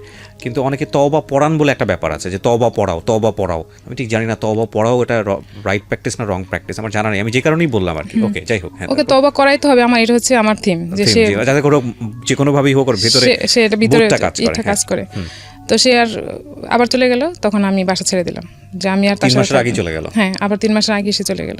তো তওবা করার পরে যখন সে এরকম করছে, তখন সে ভালো হবে না, বাসা ছেড়ে দিলাম, যে ঠিক আছে এবার আমি আর তার সাথে, তাকে বাসায় চেনাবো না, আমি কোথায় যাবো আমি তাকে কিছুই চেনাবো না। তো আমি বাসায় যে ফার্নিচার ছিল পিকআপ করে ট্রাকে করে সব আমার দেশের বাড়িতে পাঠিয়ে দিচ্ছি, দিয়ে যেগুলো আমার ইম্পর্টেন্ট লাগবে সেগুলো নিয়ে, তখন আমার মেয়ে 1-এ ভর্তি হবে, এরকম প্রিপারেশন নিচ্ছে আর কি, যে স্কুলে দিতে হবে, সে কোচিং করবে। তো আমি তো আমার লাইফ দিয়ে বুঝতে পারতেছিলাম যে আমার লাইফটা কীরকম যাচ্ছে। তো আমি চাচ্ছিলাম না যে আমার মেয়ের লাইফটা এরকম কিছু ঘটুক, সে ভালোভাবে লেখাপড়া করবে, আমি এটাই চাইছি। তো দেন বাসা ছেড়ে দিলাম, বাসা ছেড়ে দিয়ে একটা টিন শেড বাসা নিচ্ছি আমার এলাকাতে আর কি, সে এখন যেখানে থাকে ওখানে নিলাম, আমার ছোটো ভাইকে সাথে নিয়ে, যে তুই একটু সাপোর্ট দিবি শুধু, যে বাসাটা নিব। বাসা নিলাম, তখন এর আগে আমিও কিছু টাকা শেয়ার মার্কেটে ইনভেস্ট করছিলাম, 20-25 হাজার টাকা প্রাইমারি শেয়ার তখন আমি কিনতাম শুধু, আর আমি ভালো পাইতাম, একটা দিলে একটাই পাইতাম, এরকম হতো। তো ওইটাকে থিম করে আমি বাসাটা ছাড়ছি যে আমি এটা দিয়ে চলবো, কিন্তু আমাকে খরচ কমাইতে হবে। তখন আমি একটা বস্তিতে, নতুন বিল্ডিং হয়েছে, টিন শেড, সে আগের টিন শেডের মতো আবার একটা বাসা নিলাম। ওখানে নেওয়ার পর আমার ছেলেটা তখন কথা শিখছে মোটামুটি ভালোই। এখন সে বাইরের পরিবেশ দেখলে তো সে ওদের সাথেই মিশবে, কি হবে না হবে, বস্তি এলাকাতে কীরকম হয় জানাই আসছে। তো আমি কী করলাম, আমার এই ছোটো ছেলেকে আমার মার কাছে পাঠিয়ে দিলাম যে আপনি ওকে বাড়িতে রাখেন, আমি মেয়েকে কোচিং করাবো, আর আমি একটু বিজনেস সাইডে একটু টাইম দিব। টাইম দিয়ে দেন ওকে তো কোচিং করাইতে হবে মেয়েকে, তো কোচিং করে ওকে ভালো স্কুলে অ্যাডমিশন নিব আমি। তো বাসা ছেড়ে দিয়ে যখন চলে আসলাম, তখন ও বুঝতে পারছে যে আমি বাসা ছেড়ে দিছি। তখন বাসা ছেড়ে দেওয়ারও 15 দিন পর দেন সে আবার যখন মেয়ে ভর্তি, এর মধ্যে আমি মেয়ে ভর্তি করলাম, তার কোনো স্টেপ ছিল না এখানে মেয়ে ভর্তি করার ব্যাপারে। আমি সব যুদ্ধ করে আমি তাকে ভর্তি করালাম, ভালো স্কুলে চান্স পাইছে, আমি ভর্তি করে দিছি। তো এর মধ্যে সে মাপ চেয়ে আসলো একবার, আইসা সে আবার বাইরে জব করে, তার অফিসের অ্যাড্রেস আমি জানি না, কিছুই জানি না। এরকম করতে করতে সে বাইরে থাকতে পছন্দ করতেছে, আমি দেখতেছি। তখন আমি ওরে বলতাম, ও বাসায় আসলেও বেডরুম শেয়ার করতো না, সে আলাদা রুমে ঘুমাইতো সবসময়। তখন আমি ওরে বলছি যে তুমি আলাদা থাকো, এটা আমি কিছু বলতাম না, জাস্ট আমি তার একটা ফোন দেখতাম যে সে রাতে কথা বলে, সেই জন্য আমার সাথে সে রাতে থাকতো না, যে রাতে আলাদা থাকতে তার সুবিধা হয়, কারণ আমি তো ফোনগুলো দেখি। তো একদিন ফোন নাম্বার একটা পাইছি, একটা ছেলের নাম্বার দিয়ে সেভ করে রাখছে। তো ওই নাম্বারটা আমি জাস্ট ফোন দিচ্ছি ওর মোবাইল থেকে, কথা বলিনি, শোনার জন্য যেটাকে আসলে ছেলের নাম্বার না মেয়ের নাম্বার। তখন দেখলাম ওর পাশ থেকে মেয়ে, তার আমি লাইনটা কেটে দিচ্ছি। তো কেটে দেওয়ার পর আমি আর ওরা কিছু বলিনি। বলার পর সে চলে গেল বাসা থেকে, জবের উসিলা দিয়ে সে বাইরে, যে সপ্তাহে একবার আসে কিংবা 15 দিনে একবার আসে এরকম। তো যাওয়ার পর বাসা যখন নিয়ে নিছে, বাইরে ছিল, তখন আমি বাসায় একা। তখন আমি ওরে বললাম যে তোমার বাসায় অফিসের অ্যাড্রেস দাও আমাকে, অফিসের অ্যাড্রেস তুমি কী করবা, তোমার আসা লাগবে না, আমি আসবো, এরকম। তো সে মাঝখানে আবার আদম ব্যবসা করতে গেছে, বারবার নিষেধ করার পরেও সে গেছে, যে ওখানে একটা লোকের সাথে ঝামেলা হয়েছে অনেক, যার কারণে সে বাসার বাইরে থাকতো বেশিরভাগ সময়। আর আমার পাশের ফ্ল্যাট থেকেও সে টাকা নিছিল। এখন আমাকে একদিন এসে বলতেছে বাসা ছেড়ে দাও। পরে আমি বলছি বাসা কেন ছাড়বো, ওরা টাকা পাবে, তুমি ওদের টাকা দিবে না, এখন তুমি থাকবে না, আমি বাসা ছেড়ে গেলে তো ওরা আমাকে এখানে হ্যারাসমেন্ট করবে, ওরা প্রতিদিন তোমার কথা জিজ্ঞেস করে টাকা দেওয়া লাগবে, তাহলে আমি কীভাবে দিব টাকা, কিংবা আমি কী করবো, ওরা আমাকে আটকাবে না যাওয়ার সময় যে টাকা দিয়ে যান, তো আমি কীভাবে কী বলবো। পরে বলছে না কিছু হবে না, তুমি বাসা ছেড়ে দাও। বলছে না, তোমার সাথে আমি বাসা ছেড়ে আর কোথাও যাবো না, কারণ মেয়ে অলরেডি অ্যাডমিশন হয়ে গেছে স্কুলে, ক্লাস 3-তে তখন সে উঠছে কেবল। তো সেদিন আমি বাসা ছাড়বো না বলে সে আমাকে মারতে গেছে, আমার মা ছিল বাসায়, মারতে গেছে আমাকে, মারে নাই যদিও, কিন্তু মারতে গেছিলো। তো সে বলছে ঠিক আছে, আমি আর কোনো খরচ টরচ দিব না তোমাকে, আমার সাথে যদি না যাও তাহলে আমি বাসায় খরচ দিব না। সে তার দুর্বল পয়েন্ট ছিল এটা আমার, যে আমি একা চলতে পারবো না, তার কাছে আমি যাবই আবার। তো আমি আর যাইনি। অনেক দিন পর সে আমার মোবাইলে একটা ফোন আসছে, ফোন আসার পরে আমাকে অনেকবার ফোন দিয়েছে, আমি বাসায় ছিলাম না। তো ওই ফোনটা যখন আমি বাসায় আসছি আবার আসছে, আসলে একটা মহিলা কণ্ঠ আমাকে বলতেছে আপনার হাজব্যান্ড কোথায়। আচ্ছা আমার হাজব্যান্ড কোথায় ওটা আমি কীভাবে বলবো, আপনার কী দরকার, আপনি কে। পরে বলতেছে আপনার হাজব্যান্ড আমার জিনিসপত্র নিয়ে সব পালাইছে, আমার না সরি আমার বান্ধবীর, এরকম এরকম হয়েছে, ওনাকে দরকার। পরে আমি বলছি আপনার বান্ধবীর সাথে কী রিলেশন, যে সে আপনার বেডরুম থেকে যে আপনার জিনিসপত্র নিয়ে আপনার টাকা পয়সা নিয়ে সে চলে গেছে, ওটার তো অবশ্যই রিজন আছে। আমার বেডরুমে কেউ আসতে হলে তো আমার সেরকম রিলেশন থাকা লাগবে, তাছাড়া তো একটা ছেলে মানুষ আপনার বেডরুমে যেতে পারবে না। পরে বলতেছে না ওর সাথে ভালো সম্পর্ক ছিল, সে এরকম টাকা পয়সা নিয়ে হঠাৎ করে এসে চলে গেছে, তাকে আর খুঁজে পাওয়া যাচ্ছে না। পরে আমি যখন এটাকে আর বেশি প্রশ্রয় দিচ্ছি না, যে আপনি রিয়েল কথা বলেন তাইলে আমি বলতে পারবো, আর আমার সাথে ওর সাথে যোগাযোগ নেই, অ্যাকচুয়ালি এর সাথে আমার যোগাযোগ ছিল না, টোটালি যোগাযোগ ছিল না। তারপর সে আমাকে বলতেছে, মহিলাটা আমাকে বলতেছে যে ওনার বাসার অ্যাড্রেস দেন, বাড়ির অ্যাড্রেস দেন। বলছে বাড়ির অ্যাড্রেস আমি দেবো কেন, আপনার সাথে রিলেশনকে আগে আমাকে বলেন, দেন আমি আপনাকে চিন্তা করবো যে দিব কিনা। পরে সে বলে না এক পর্যায়ে বাধ্য হয়েছে বলতে যে আমার সাথে এরকম, আমার বান্ধবীর সাথে ওনার বিয়ে হয়েছে। হোয়াট? হ্যাঁ বলতেছে আমার বান্ধবীর সাথে ওনার বিয়ে হয়েছে, বিয়ে হওয়ার পরে উনি এরকম জিনিসপত্র নিয়ে পালাই গেছে ওনার রুমের থেকে।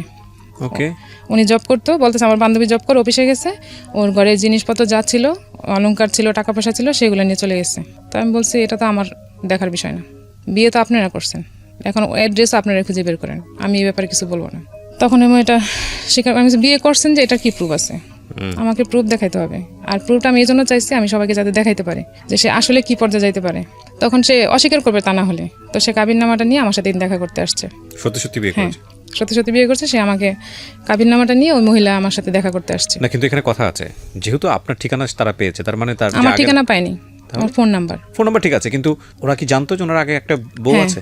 জেনে শুনেই বিয়ে হ্যাঁ করেছে? জানতো, কিন্তু সে নাকি বলছে, মহিলা আমাকে বললো, সে নাকি বলছে যে আমার বউর সাথে ডিভোর্স হয়ে গেছে আর বাচ্চারা ওখানে থাকে, আমি সব খরচ টরচ দিই।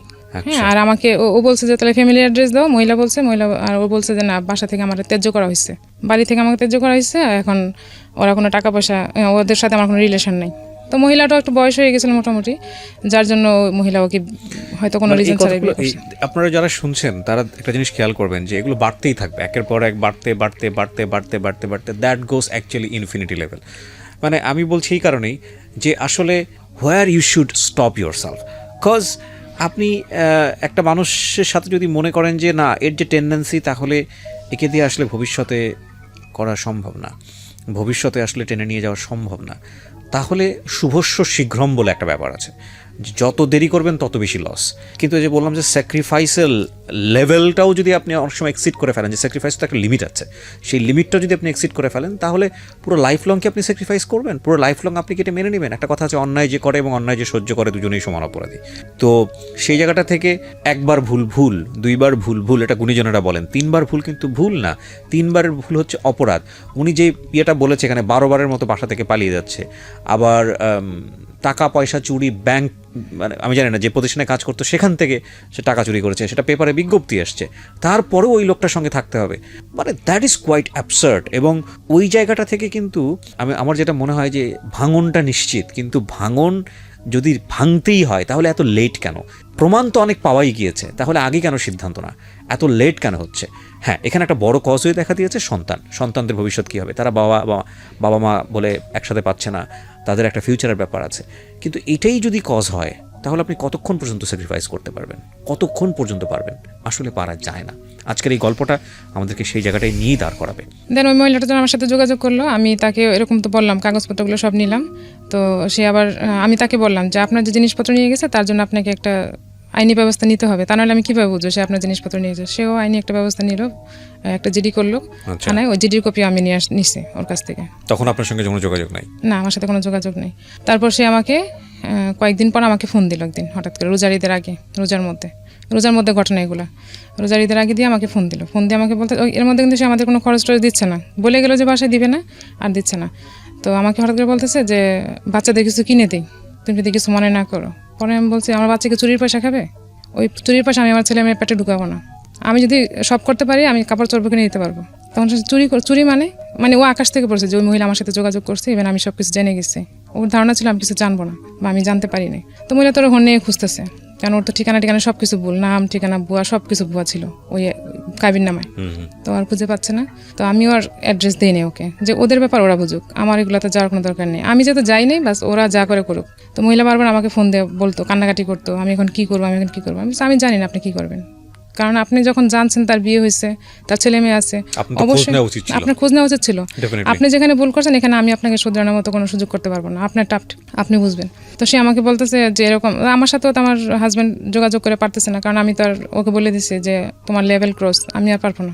ইন দ্য মিনটাইম আপনি কি ফ্যামিলিতে জানাচ্ছিলেন যে এগুলো হচ্ছে? হ্যাঁ, এগুলো জানাচ্ছি। তখন মোটামুটি সবকিছু জানিয়েছেন? তখন জানাচ্ছি কি, তখন আমার বড় ভাই বাইরে থাকে, তখন আমি ভাইয়াকে কিছু বলিনি। তারপর ফ্যামিলি থেকে কি বলতেছিল? ফ্যামিলি থেকে তো কি করবে, এখন তো কিছু করার নাই, বলতেছে না কিছু, এই জন্যই কারণ ওদের ফ্যামিলি কোনো স্টেপ নিচ্ছে না, ওকে খুঁজে পাওয়া যায় না। সবচেয়ে বড় কথা হয়েছে ওকে খুঁজেই পাওয়া যায় না, ও উদাও থাকে। আমরা একটা আইনি ব্যবস্থা নিব, তারই খুঁজে পাওয়া যায় না, তার কোনো অ্যাড্রেস আমরা পাই না, হদিস পাই না, এখনো পর্যন্ত জানি না যে কোথায় থাকে। তো এরকম যাওয়ার পর আমি যখন বলছি তখন তো সে বুঝে গেছে যে আমি আর তার সাথে কন্টিনিউ করবো না। আমি বলছি যে তোমার লেভেল ছিল একটা বিয়ে করা। ইভেন সে লাস্ট যখন বাসা থেকে যায় তখন সে আমার সাথে দাঁড়ায় বলতেছিল যে আমিও এখনো কিছু করলে অনেক ভালো কিছু করতে পারি, সে এটা বুঝাইতে যাচ্ছে। তখন আমি বলছি যে হ্যাঁ, তুমি তো তোমাকে যাচাই করছো মার্কেটে, আমি তো আমাকে যাচাই করিনি। তো ঠিক আছে, তুমি যদি ভালো কিছু পাও দেন করতে পারো, আমার থেকে কোনো তোমার বাধা নেই।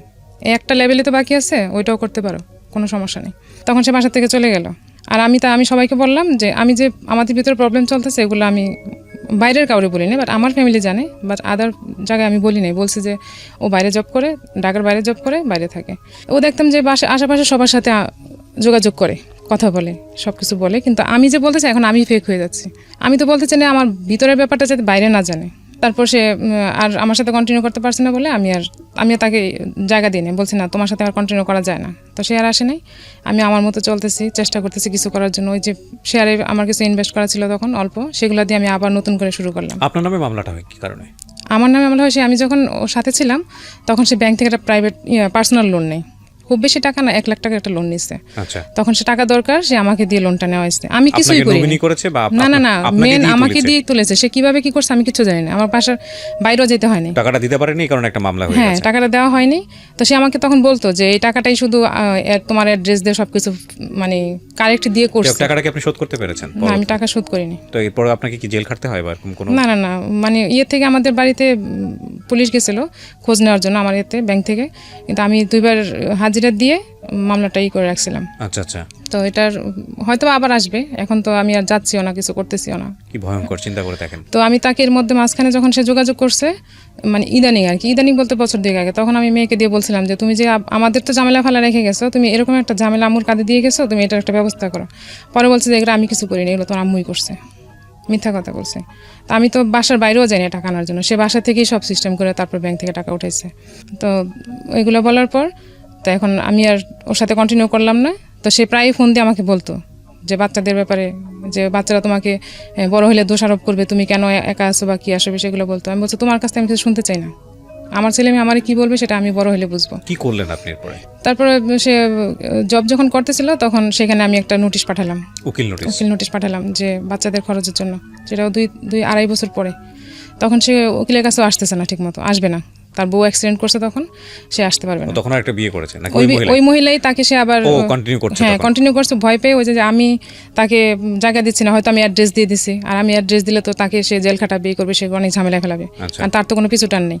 পিছুটান আমার ছিল, আমি কিছু বলি নাই, সেজন্য ওই মহিলার সঙ্গে হ্যাঁ সে মহিলার সাথে সে কন্টিনিউ করতেছে। তো মহিলা ওখানে ছিল, তখন আমি যখন নোটিশ পাঠালাম তখন সে আমার উকিলের সাথে দেখা করলো। উকিল আমাকে বললো এই লোক তো আপনি কন্টিনিউ করতে পারবেন না, আমরা কখনোই বলি না সংসার ভেঙে যাক, কিন্তু আপনি পারবেন না, আমি শিওর। এই লোক কোথায় পাইছেন আপনি? আমি বলছি আমি তো পাইনি, এরকম হয়েছে বিয়ে। তো যাই হোক, এখানে বলা হয়েছে যে বাচ্চাদের খরচ দিবে সে ওই 7 মাস খরচ দিছে।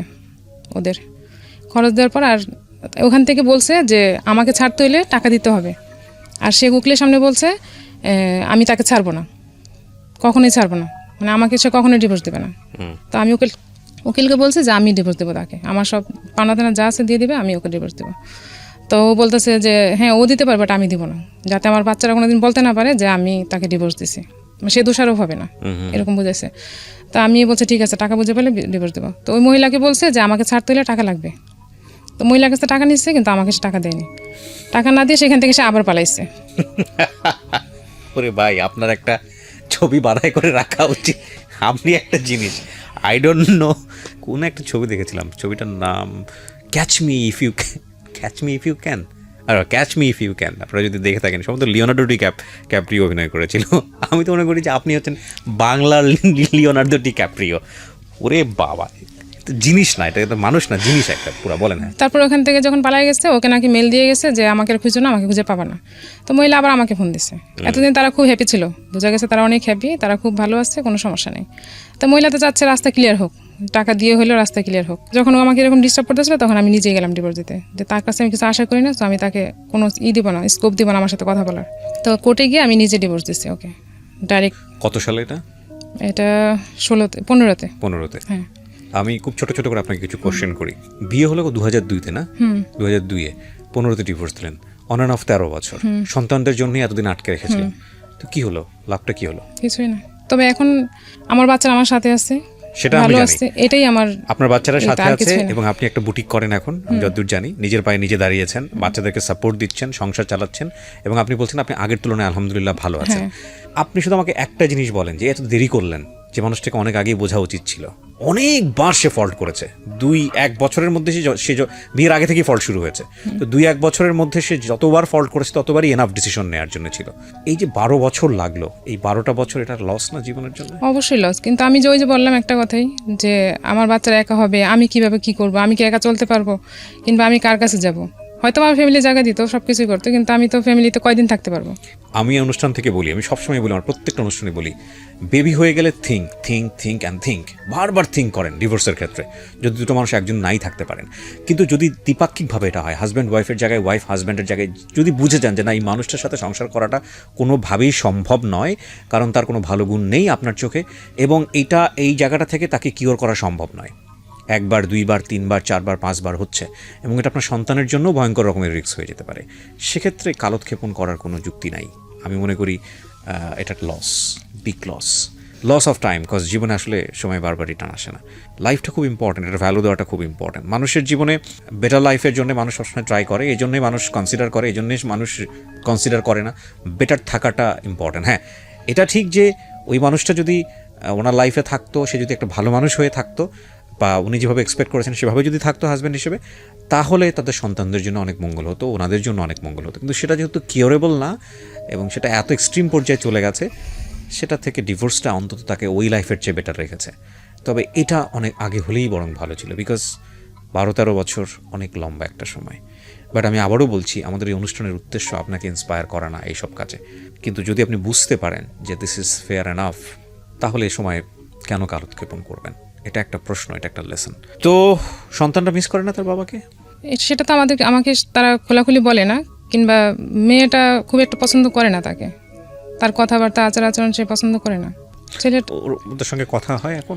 না, এখন কথা হয় না। মাঝখানে যখন সে আরেকটা জবে ছিল, তখন ওখান থেকে ওখানে একটা ছিল, গল্প ছিল, আমি বুঝতে পারছি, গল্প গেলেই আর আলটিমেটলি এরকমই একটা গল্প হবে। মাঝখানে সে কিছুদিন সে সবকিছু কমপ্লিট করার পর, তার সবকিছু যখন কমপ্লিট করছে, বাড়ি করছে, জায়গাটাকে করছে, তখন সে তার বাবা নাকি বলছে, তোমার ছেলে মেয়ের এবার খোঁজ নাও।